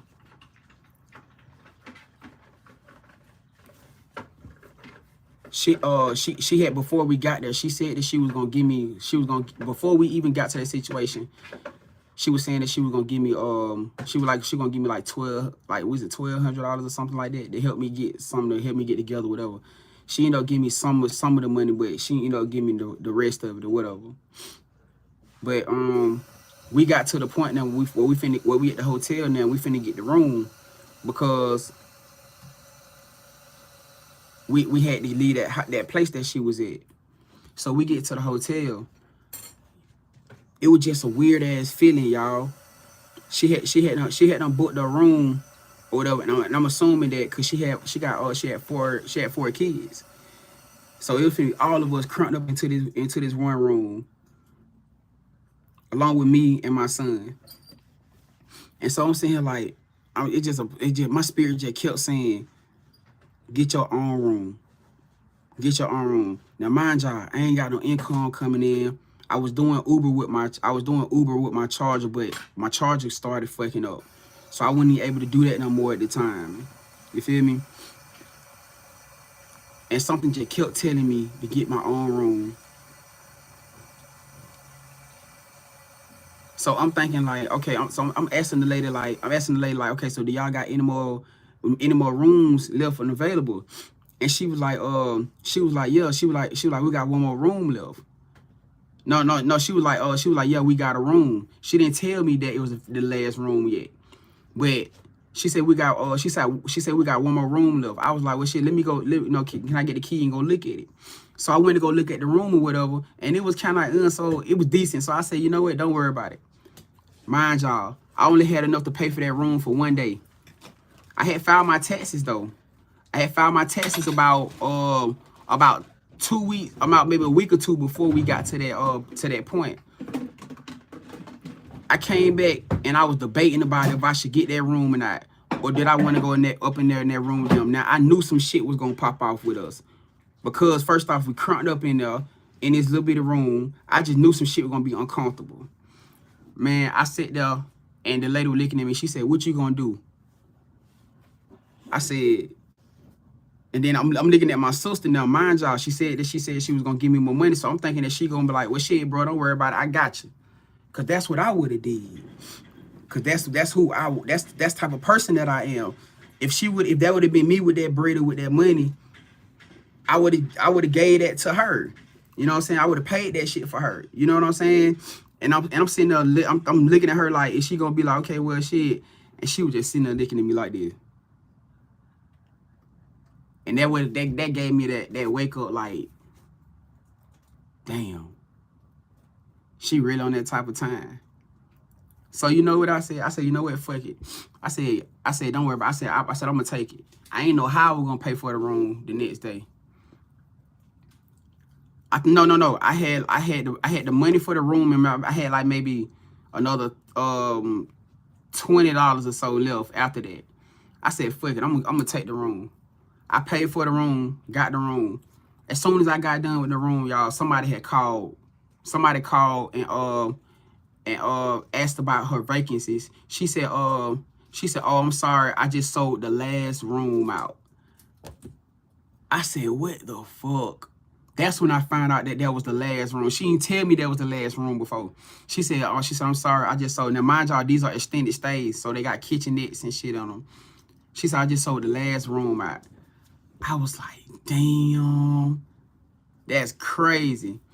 So now we done got shit situated. Now we done separated, got our clothes separated or whatever.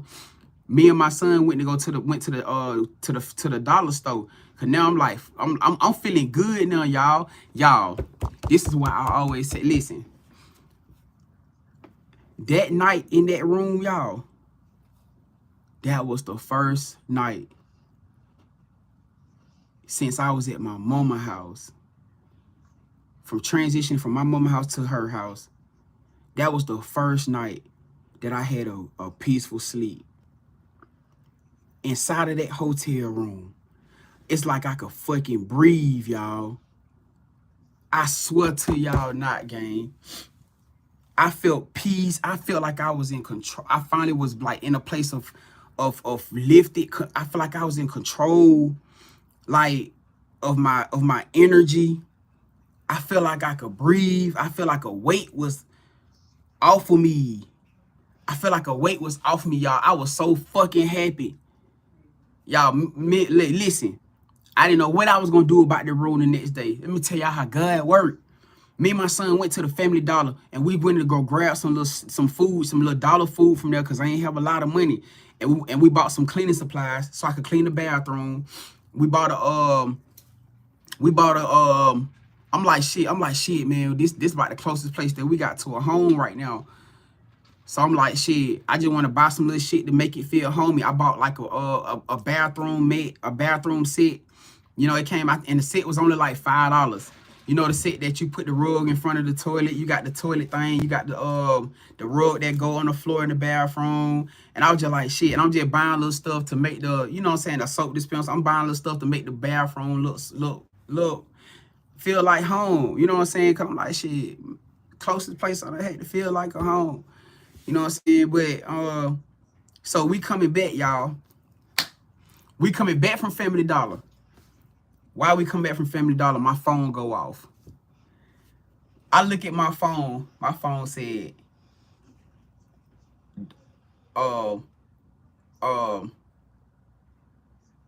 tax deposit made. My damn tax check had done hit. It was a test of my fucking faith. to see if I was gonna leave, if I was gonna continue to stay in the environment with her, or was I gonna take that leap of faith and separate off on my own. On my way back to the room, not even an hour after I just paid for this room, I get a deposit to my phone saying I got my text check. When there's a will, there's a motherfucking way. And when I tell you, faith is everything. You cannot thrive out here without faith. You can't thrive without faith. That was testing me to see what I was going to do. And you talking about somebody with happy, y'all. I'm in the goddamn car. I'm down there punching the charger now.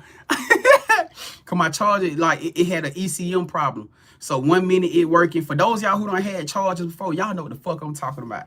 If you don't have a charger, you know exactly what I'm talking about with that damn PCM. How that PCM, when it burn out, sometimes the car want to work, crank up, sometimes it don't. You know what I'm saying? Yeah, I had that problem. You know what I'm saying? So I'm talking about happily enough that it was working enough for me to get it to where I needed to go. You know what I'm saying? But y'all, when I tell y'all I was so motherfucking happy, y'all, we went back to that room, y'all. I had done whipped up. Matter of fact, I think I had went and bought us some. We went to the grocery store. As soon as I got the deposit, I said, I went past the room. We went to the goddamn grocery store. I went up buying us all. Man, I said we finna have us a goddamn home cooked meal tonight. Man, I went back to the goddamn room, man. I whipped up. Boy, I whipped up so motherfucking good. Well, we had a full course dinner, y'all. Cause I could cook like a motherfucker. You know what I'm saying? But we had a full course motherfucking dinner, y'all. And we got down, ate good, man. We laid down in the bed. We had done shower and laid down in the bed. Man, that shit felt so good, y'all. The environment felt so good. It was a fucking room, but it felt so good. Oh my God, y'all. It felt so fucking good, bro. Like, just to not be in that energy, you know what I'm saying? Like, it felt so fucking amazing. I can't even explain this shit to y'all. That's why I tell y'all all the time, it's better to be in a hotel, motel than to be in an uncomfortable ass environment. You are not going to know what spirit got for you if you don't make the fucking move, the leap of faith. You are not going to know. And there be so many people who waiting for the opportunity to show itself before they make a move. That's not how this shit gonna work. I'm telling you right now. It is not going to work like that. They're not finna, you ain't finna sit back and wait for them to give you something, then think you finna move. Nope. You got to show them that you believe. And then the opportunity is gonna present itself.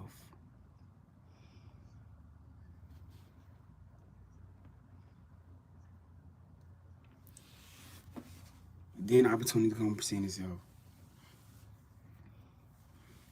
But even after that situation right there, I still didn't. It still wasn't a situation where it was completely bad between me and my sister. Whatever. It was just whatever.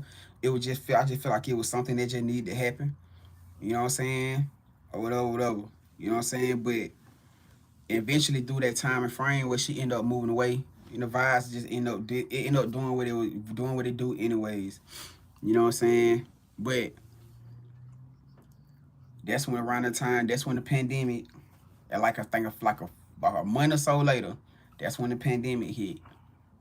You feel me? But man, I can give y'all so many fucking testimonies, man. But ever since then, so literally we literally been like either living in other people's homes or living in hotels since like 2019. It's 2025. So that spirit just been having this moving around from place to place. And through this place to place transition, I've been on a mission too. I've been on missions to protect chosen ones, to awaken people to their power, protection missions. I had a bunch of run-ins with mystical shit.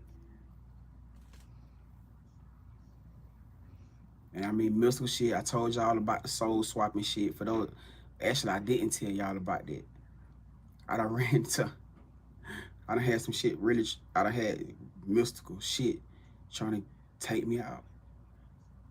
I ain't talking about no physical hit, no. I'm talking about mystical.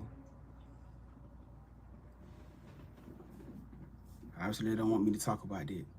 So I'm gonna keep that to myself. But y'all had no fucking idea. Y'all have no idea. I literally been on the run. I've been on the run for my life for the last 4 years. They had us transition around. I was on the run for my life for 4 years. Anytime, in and out this time frame, my son don't spend time back and forth between his grandmother and myself. And I'm assuming that it was time frames where spirit had to separate him from me to protect him because of the shit that was after me. But this shit get real. And that's why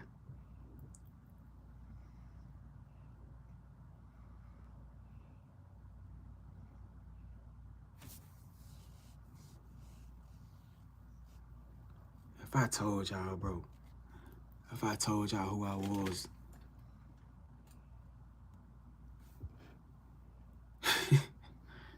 you wouldn't fucking believe me anyways.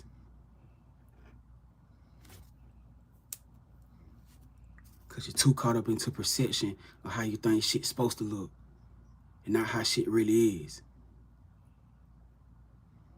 You wouldn't believe me anyways. But if you listen to my story, then you maybe already know. You ain't get aligned with me for no reason. Put the pieces together. Many would come in my name. I was hidden for a reason. I was hidden for a fucking reason. And it's up to you. Believe what you want to believe. I ain't out here trying to convince nobody nothing. I'm telling you what I've been through. I'm telling you what's going on with me. And I can tell y'all a bunch of truth that the world gonna tell y'all that ain't really truth. I can give y'all the real stories. That's how I'm able to sit here and say shit with confidence. Because I know, because it's me. Can't nobody tell me about my life, about my lives.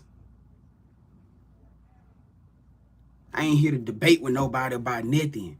I'll be a fool. I'll be a fool. Tell you what it is. And I can also tell y'all why y'all here. Majority y'all, everybody that's here, say majority, everybody y'all that's here lying right now, you was called. You ain't just end up here for no reason. You was called here. You had a choice to answer the calling for what's about to come. And trust and believe it's going to be a lot more going on. Because whoever listening and you receiving,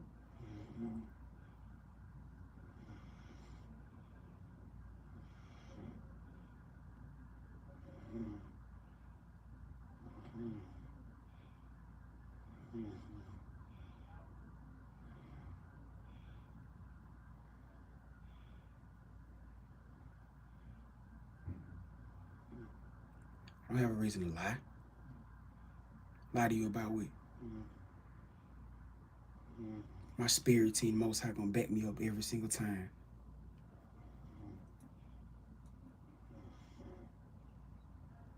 This is what's really going on. You right. Leslie said it's an army rising up. What y'all think y'all getting prepared for? What y'all think we getting prepared for?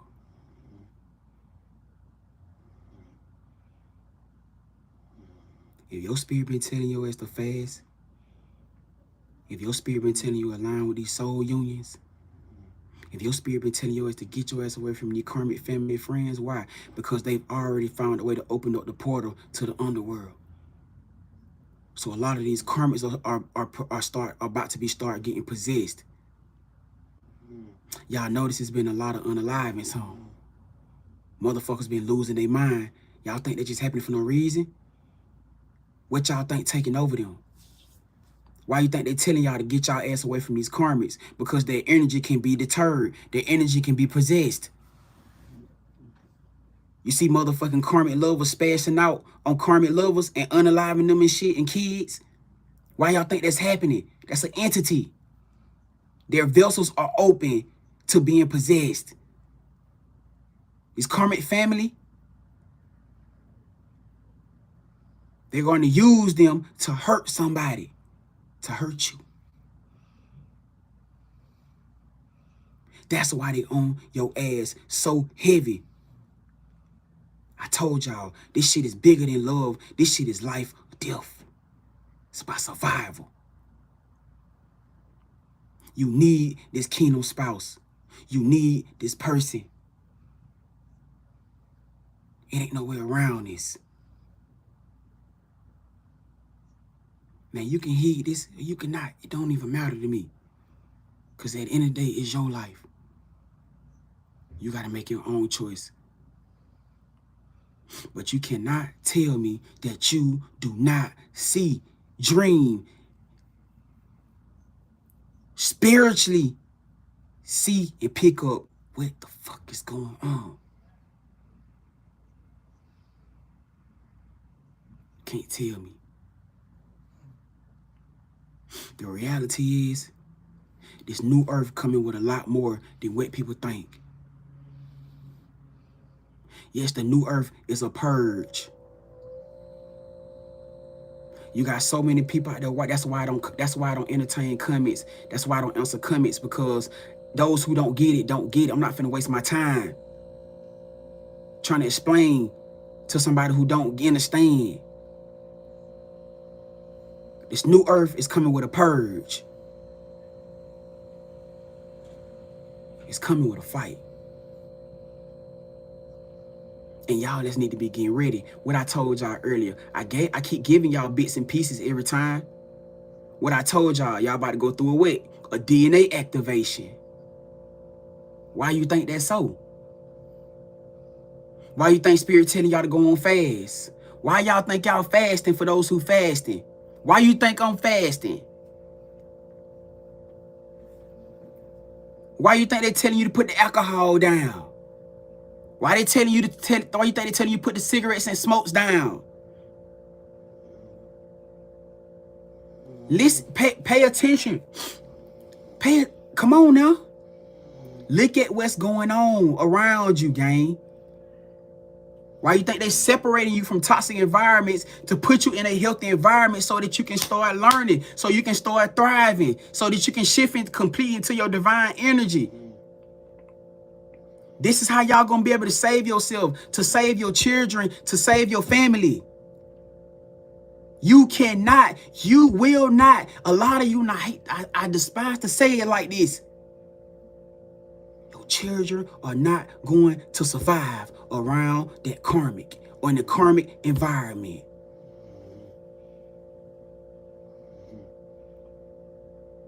You are not going to survive what's about to happen. You can't sit around and say you didn't get the message. Yes. Before there is peace, there must be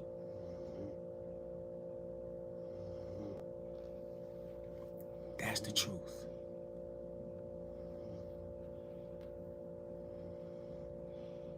This spiritual war is about to turn physical.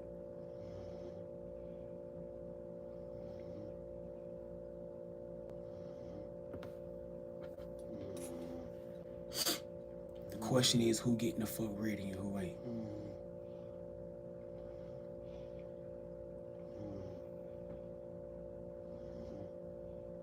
For a lot of y'all in here, this shit blowing your damn mind. Because you knew something was going on. You just didn't know it. You never expected this fucking conversation. It don't matter what your religious belief is. Come remember I told y'all on that battlefield, that shit don't matter. Don't mean nothing.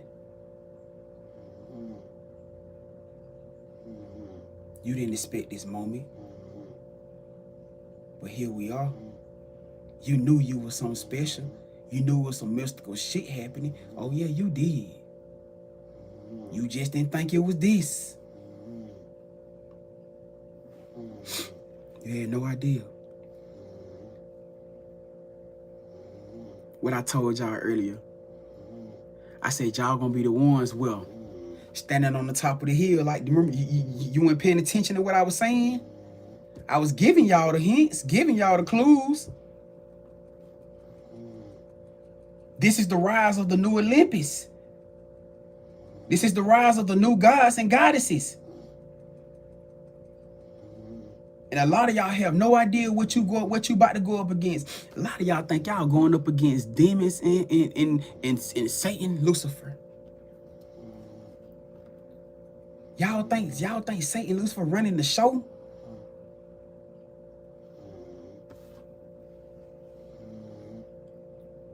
Y'all really think that the depiction of Satan, Lucifer is running the show? That motherfucker being controlled. It is something ancient. Way more powerful than that. What ancient Egyptian, it is something way more powerful. Way more powerful. Y'all have no fucking idea. It's gonna take a team. It's gonna take all of us to take this motherfucker down. I'm telling y'all now.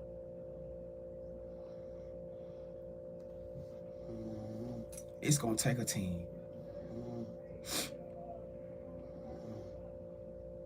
It's not the demons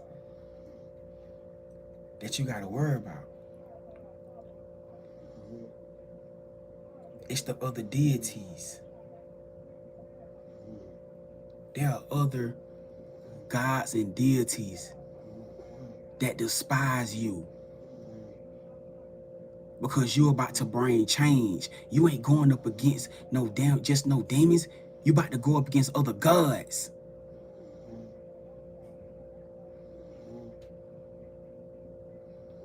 You're about to go up against other gods that's afraid. Go watch American Gods. They put it right in front of y'all face. They told y'all the new gods or goddesses are rising. They afraid because y'all are more powerful.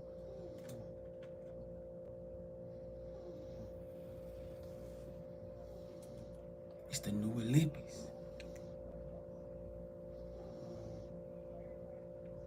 And if you ain't ready, you better get ready.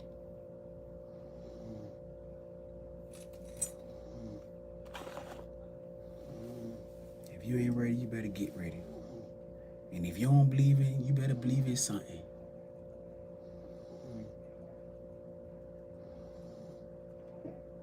I ain't gonna say no more. Because I feel like for a lot of y'all, this was the wake-up call. But let me say this. For those of y'all that's asking the questions,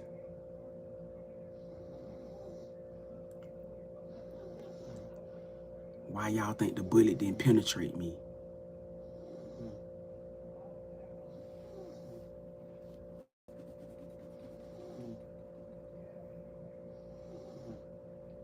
Connect the dots.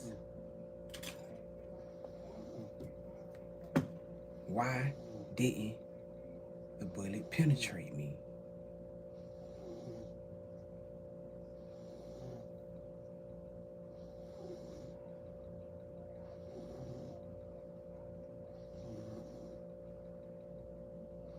Do you believe in magic?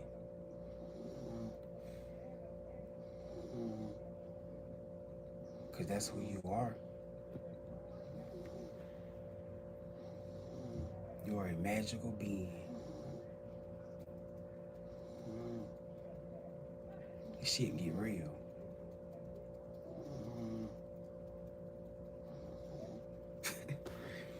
I'm gonna leave it right there. But, anyways,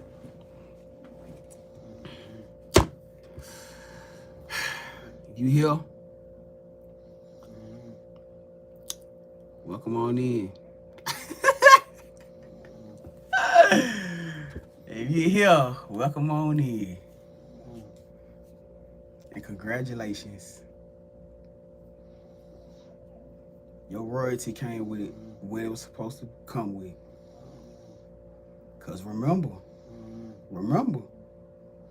that's why you had to go through soul redemption. You was sent here to redeem yourself, to redeem your soul.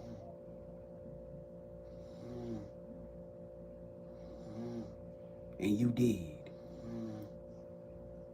You had to prove yourself worthy of your godship being restored, of your power being restored. It wasn't about your looks. It wasn't about how fat your ass is. It wasn't about how chiseled or how much money you got. It wasn't about none of that shit. It wasn't about none of it. You weren't determined by the size or how big and how strong you. It wasn't determined by the size of your strength. By the strength of your heart. Who you are at heart is why you was chosen.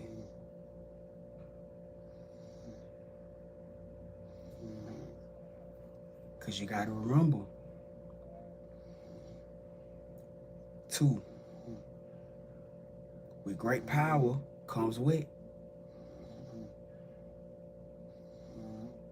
great responsibility. And Spirit had to take you through what they took you through so that you can understand by living that life.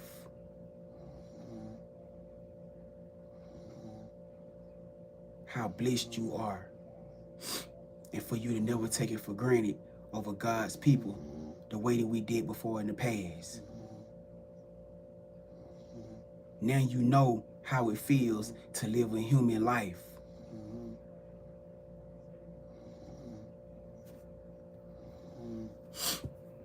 Now you know.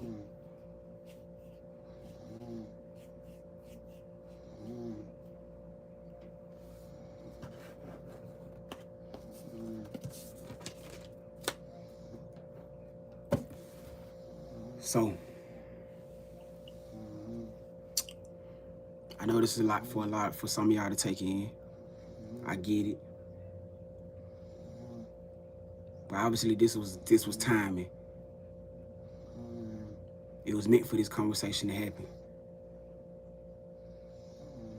To prepare y'all for whoever, or even to wake somebody up and what the hell they doing out here. To shift you in the gear. To get your gears going, to get you started, to get your ass moving. Yup. It's time to go. It's time to make moves. Even furthermore, understand, to get y'all to understand through my testimony who I am, what I am. Because we have to be in a situation to be able to understand and trust each other. Because we're going to need that for what we heading into. For whoever y'all are. Because y'all some powerful, badass motherfuckers. And I mean powerful. And y'all ain't doing nothing but get stronger by the damn day. I mean real badasses. A lot of y'all need to start putting your powers to use. Start meditating more. Stop running away from your calling. Embrace your calling and who you are. That's going to be your key.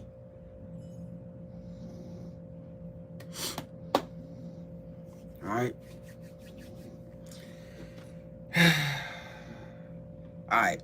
All right, I'm done. I'm said enough. We got some more time. We got some more time to get acquainted, to learn, teach, grow together. Because y'all helping me grow just as much as I'm helping y'all grow. We're growing together. You feel me? Y'all definitely, y'all trials, y'all readings. Man, y'all strong. Everybody got their own testimony, I understand. But I be looking at y'all and be like, damn, bro, y'all so strong. Y'all so strong, man. Y'all so powerful.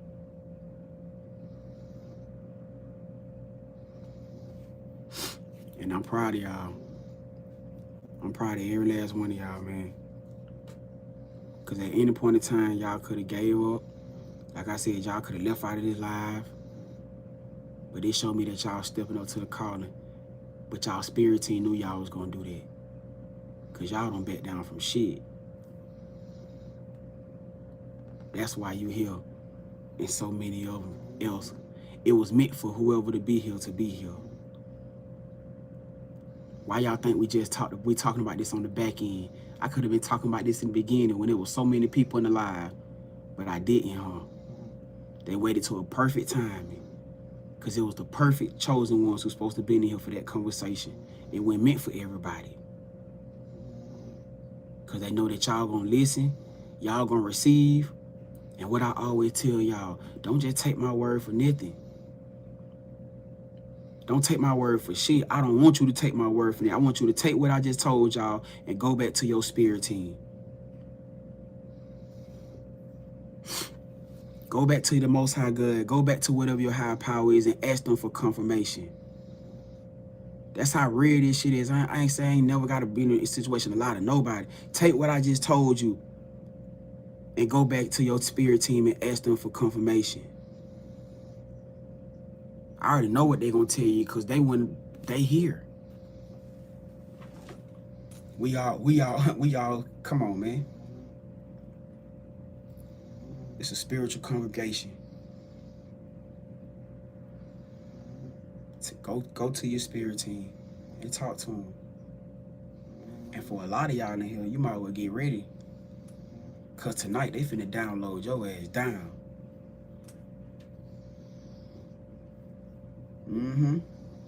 Cashapp Records finna load your ass up. Because you ready now. You ready. You receiving, you open, your pineal gland going motherfucking crazy. Cause a lot of y'all like, I've been feeling this, I've been on something. Yeah, you just didn't know what it was. And now your spirit team feel like you ready now. So they can load you up with more memories. They can load you up with certain things now, heightened gifts, turning your certain gifts up now. Because now you know what's going on. You needed this information. You needed this. And like I said, I ain't worried about who it ain't for or who it is. Because for those who it's for, you're going to continue to show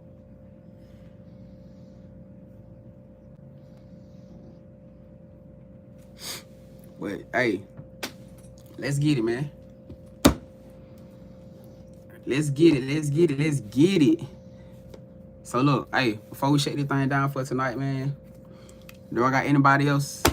I'm pretty sure y'all probably like. Okay, never mind, cause I'm pretty sure y'all overflowed right now. Some of y'all probably overflowed, y'all probably overloaded. It's probably a lot going on. Unless there's somebody who do want to tap in for a read. Now, y'all want to tap in for something, let me know. You know what I'm saying? If it's something that y'all want to know, if y'all want to come tap in and book something, if y'all want to ask questions, even if y'all want to ask questions about what we just talked about. You know what I'm saying? I'm gonna open that floor up for y'all. You know what I'm saying? Hold on, let me put this up. I'm gonna open that floor up for y'all. Just put that clipboard. If y'all got any questions or anything y'all want to book, y'all click that clipboard And then that's all the booking options right there. I'm gonna give y'all about another 3 minutes or so for anybody who want to come tap in. Y'all want to tap in about a certain type of whatever. I offer past life regressions too. I got past life regression reads too on my website. I don't do past life regressions on the on live because they can roll so extended, and that past life regressions ain't really meant for everybody to hear. So for those who want to book your past life regressions, y'all can do that through my website, GrandvibesLLC.com, and that'll help you. For a lot of y'all, I did it for Tasha. That was Tasha on here. I'm pretty sure shit. Yeah. But actually I did it for another person too, but that was a while back. But if y'all want to dive more insight into who you really are and your connection to why you're going through the things that you're going through right now in this lifetime, that's what that past life regression is for. Even with connection to your parents and how they act, how they moving with your children, it whatever come out that is supposed to that you needed to know, it's gonna tell you. But like I said, y'all can book those through the website. And like I think I do have one-on-ones on there too, live phone, live Zoom reads. I think that's all those are. I'm not sure. I can't really be sure, but I know they on there for sure. All right, but yeah, if anybody feeling up to want to come do that, then y'all can. All right. Yeah, that was deep. Ain't gonna lie. It was timing though. Yeah, time. It's all right. It's gonna be all right. That's why I said, I know a lot of y'all got finetto here. They finessed your ass on in here through that new earth energy. Y'all better stop playing thinking your spirit team won't finesse your ass. They gonna do whatever they gotta do to get you where you need to be. It is what it is. It is what it is. Alright? Hey, yo. You hear me? They gonna do whatever they gotta do to wake you up. It's up to you if you got to wake up call or not. You feel me? Alright, but I guess we're gonna shut it down for tonight then, man. Hey, I appreciate y'all, man. I love y'all, gang. Hey, wishing y'all the best, sending y'all the best. I appreciate y'all coming to tap in with your boy, man. We're gonna jump back in this thing. We're gonna jump back in this thing tomorrow. We'll be back, yo. Never mind. Hold on. We got Edison. Hold up. I guess we got Reed coming in. I told you, if y'all got something y'all want to know, y'all want to ask, it's gonna be your chance. Hold on. We got Ellie in here. We got Ellie. Nah, you good, fam. You came in right on time. What you want to do? What you trying to jump into, Ellie? What you want to know? Talk to me.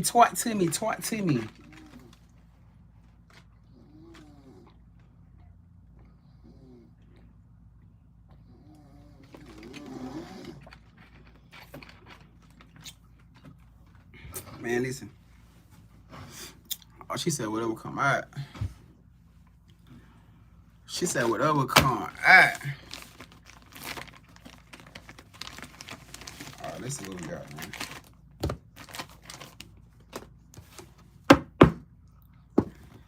Let's see what we got. Let's see what we got, y'all. What's up, Chris? What's happening with you? Golden Light, what it do? Man, we got a shitload of new faces in here. What's up, y'all? We got a bunch of new family here too, man. What's popping? All right, let's see what we got. Experiences, guys. What's the message that we got for Ellie? What y'all got for Ellie? What is it that y'all need Ellie to know? Wanting Ellie to know?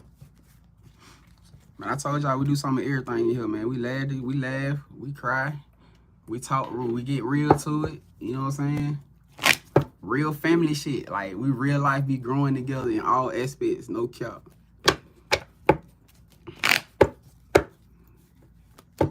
Alright. What we got for Ellie Spirit?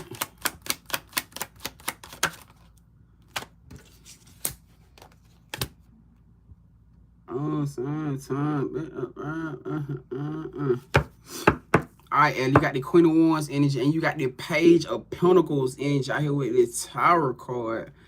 Hold on, what is this? Black cat could be significant. Something about a Leo. I'm picking up heavy ass Leo energy. What's this black cat energy? Nevada, Arizona could be significant. Hold on, clarify this Queen of Wands. Is this somebody feel like somebody trying to challenge you, or somebody feeling like they need to challenge you for something? Somebody feeling like challenging you for authority, or challenging you for what the fuck? Whoever the person is, somebody watching you. It's like they challenge you for authority, challenge you for a place, challenging you for a role.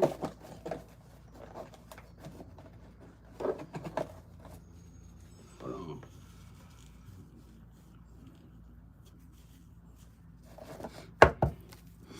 She said court. Oh, court coming up for your daughter. Oh shit. Damn, where the hell the card go?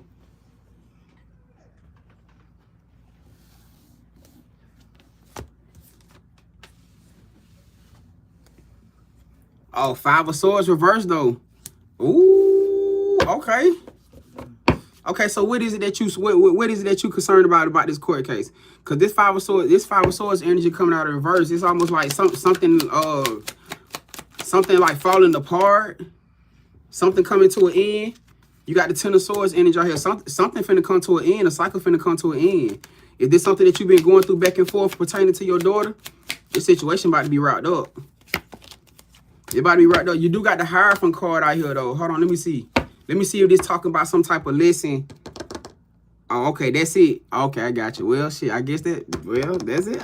All right, so hold on. Let me see what this Hierophant card talking about. Let me see, cause you know this Hierophant card coming out here lately been talking about decisions, or it could talk about a test. You feel me? So I need to make sure. Hold on. Experiences gotta clarify this Hierophant card.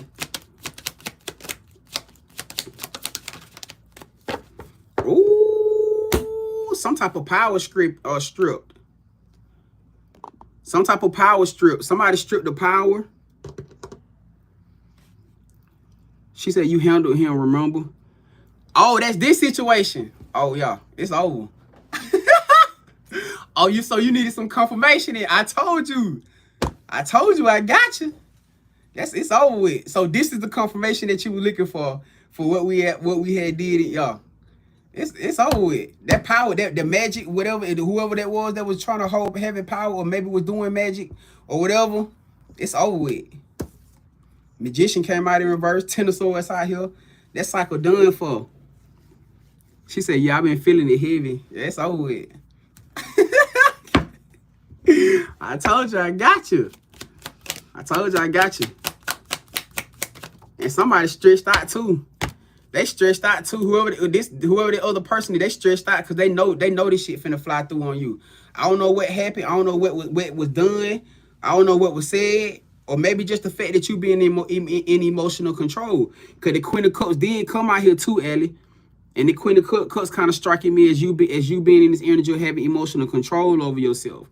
You feel me? So a lot of situations that you probably that this person would have probably used to try to pull you out of, like pull you out of your character, pull you out of yourself, you ain't been feeding into, which is a big part that's been helping you within this situation. Because now they don't know how to play on you. They don't know what angle to take with you to try to get their heads up on this. You ain't been feeding into it. You've been keeping your composure like a motherfucker. And now somebody, they wounded. They feeling wounded. They about to give up. They about to give in. It ain't gonna be no fight. It's over, Ellie. It's over. I just said, what's the outcome of this situation, Spirit? My heart being. What's the outcome of this situation? It's over. It's over, Ellie. I'm trying to tell you. I told you, gang. You ain't got nothing to worry about. I told you I got you. I got you. I promise you. It's over. It's about to be. It's about to set a whole new beginning for you and your daughter. That's that mother energy. It's that child energy. It's about to be a whole new energy for you and your baby. You ain't got nothing to worry about. It's over with. It's over with. She said, yes, I've been grounding, getting outside more, spending more quality time with my daughter. That's finna be y'all normal. That's finna be y'all normal energy now with none of that other bullshit. She said, all right, so boom. She said, I need to get a lawyer and file for sole custody or let it ride. Wait, hold on.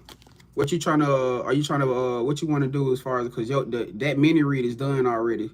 So dude, did you want to ask a question, or what you trying to do? Did you want to just do it extended so that we can tap into that? How you want to do it? Because we pretty much done wrapped up the energy, the article, for your mini already. Because it's looking like something you trying to like pretty much dive into. So let me know how you trying to do it. Like what angle are you trying to go with this?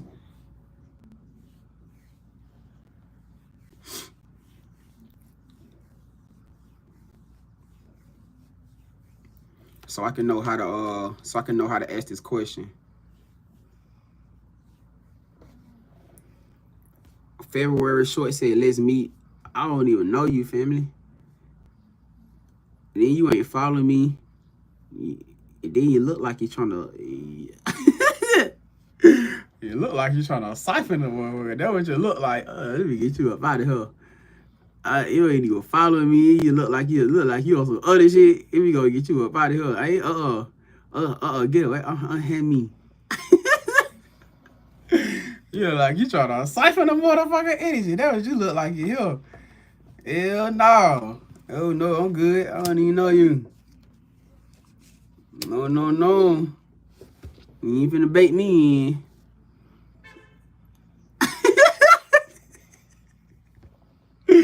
Look what I just said.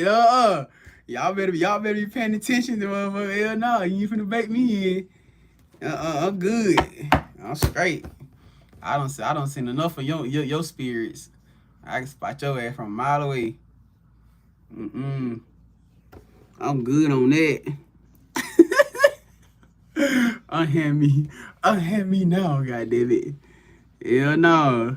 What's up, Destiny? Tasha said we were doing it at the same time. And then what you follow me? Miss Loda said talking about unhand me. I'm talking about now. Get your ass up out of here. Get away from me. You talking crazy. But y'all gotta understand, man, when y'all dealing with spirits like that, they can pick up on your energy before you do shit. They be knowing what they doing. They be knowing exactly what the hell they doing. What's up? Reagan said, laugh a lot. How can I get a read? You can book two ways, family. You can book right here on the live. If you see that comment that's pinned up right there that says Calanice, you can either choose one of those options and send it to the Cashapp, or I would better suggestion, it's your first time here, I will click the description box. If you click the description box, you'll see all the booking options, and you'll see the donation, the payment options. So it's up to you which one you want to choose. You can use the comment that's pinned up, or you can click the description box. That's completely up to you. Unless you want to book a private read, you can do that through the website, GrandvibesLLC.com. All right, but the prices in the private reads are going to be more. They're going to be more than online. The online reads are way more affordable. All right, only because it's a private read. All right.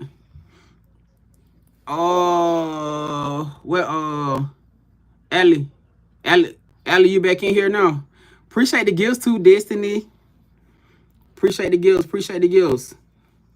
CA Goods, what's happening? All right, let's see what's up. Let's see what's going on with this shit, Ellie. Hold on. I'm gonna ask your questions differently.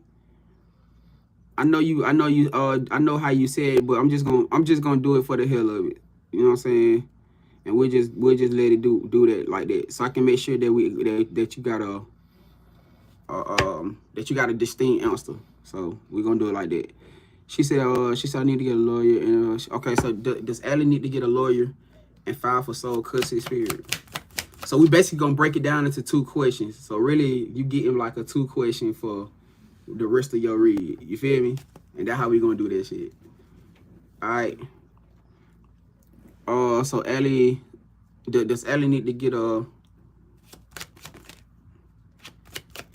Does Ellie need to get a lawyer and file for sole custody spirit? Ooh. Does Ellie need to get a lawyer and file for full custody spirit?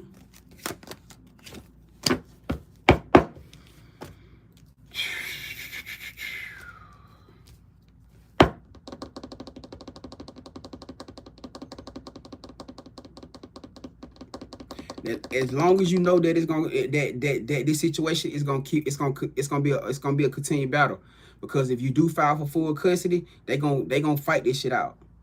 So it's gonna be based off of where you feel like you wanna, what you feel like you choose, basically what you feel like you wanna deal with. If you do decide you wanna file for full custody, then something is gonna happen that's gonna cause you guys to end up back in court, and y'all gonna end up going back through a court process again. You feel me? What would be the potential outcome if she files for? And that situation may not lead right now to the way that you think it is. It may not happen. It may not come out to what you think it's gonna be. I'm gonna ask it again. What would be the potential outcome? Yeah, nah, nope. You're gonna probably end up in another heavy ass spiritual battle. Cause you gotta think, they hell bent on trying to prove something.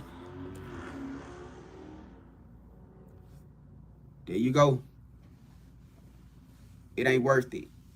They already defeated right now. You feel what I'm saying? They already defeated right now. So let that situation, because it's basically like spirit basically saying, in the aspect, don't let the it may not saying that you greed. It ain't saying that you greed, but don't let the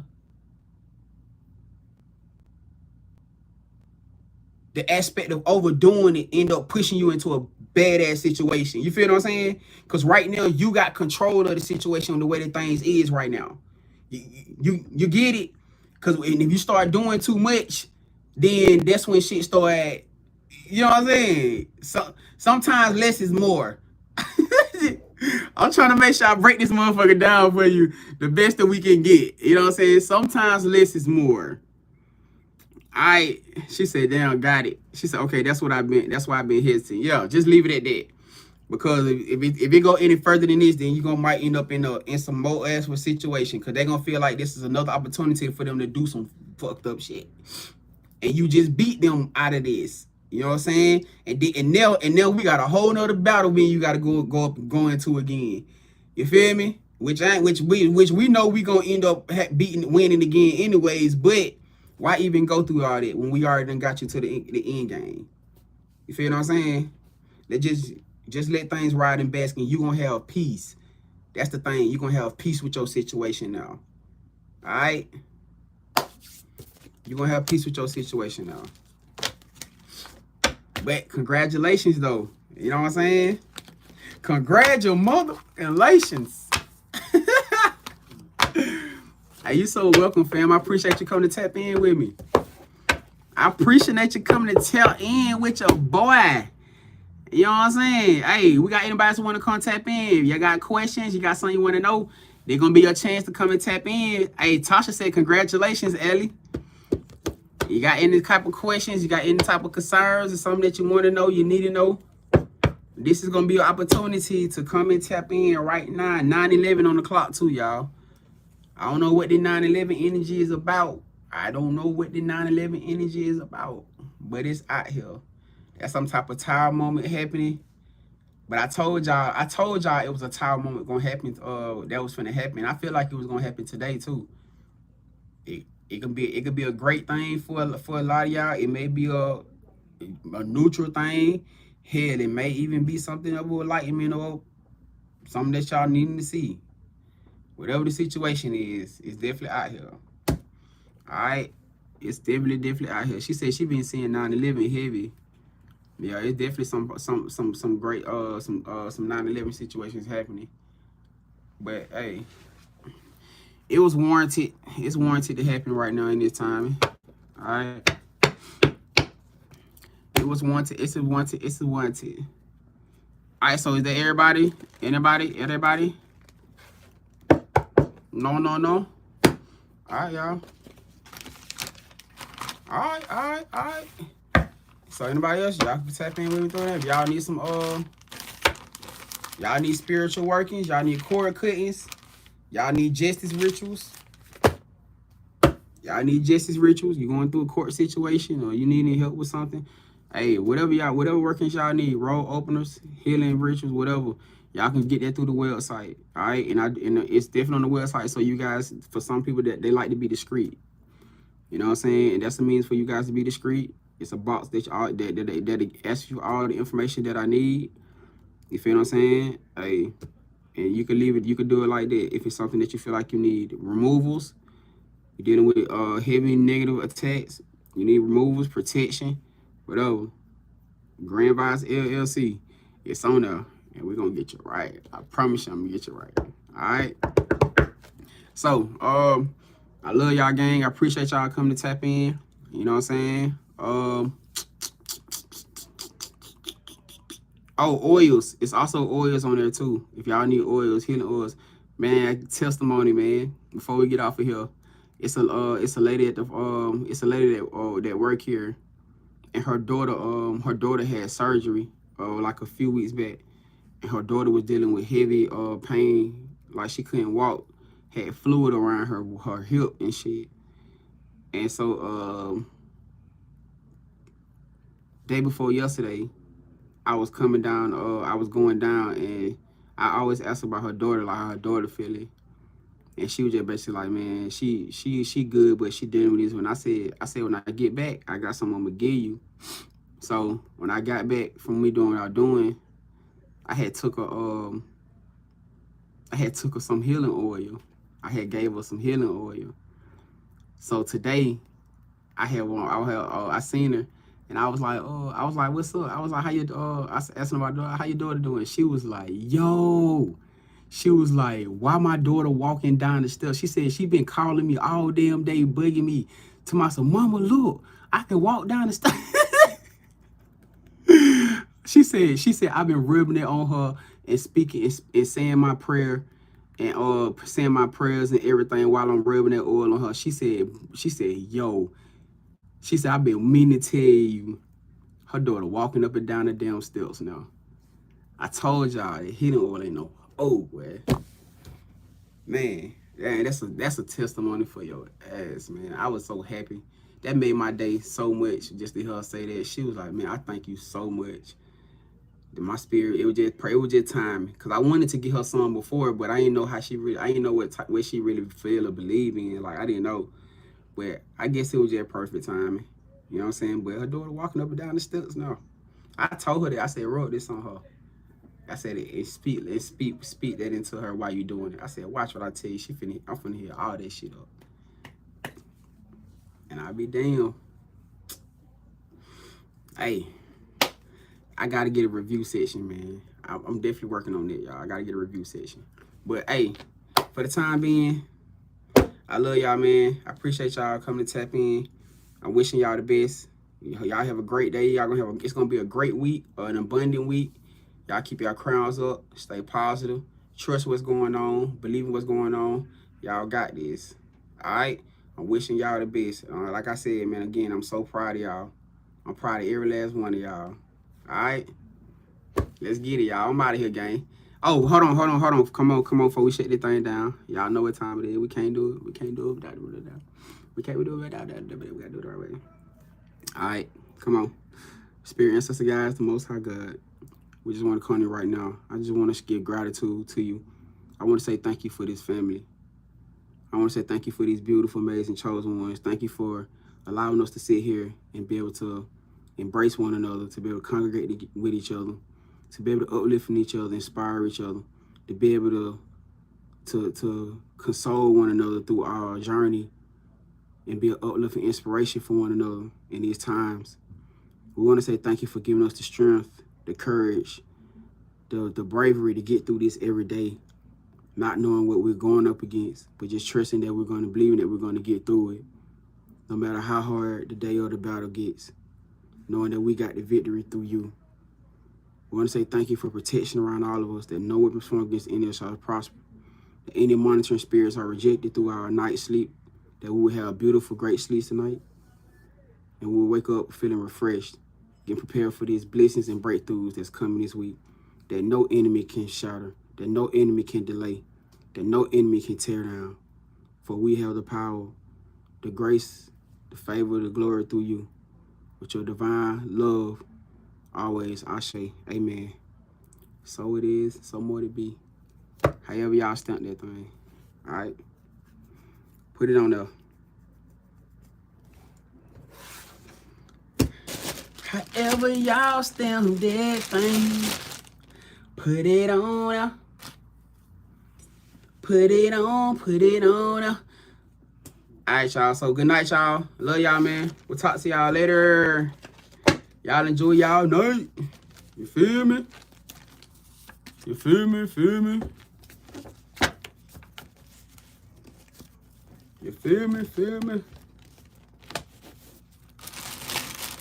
Make sure y'all do y'all prayers and manifestations too, y'all.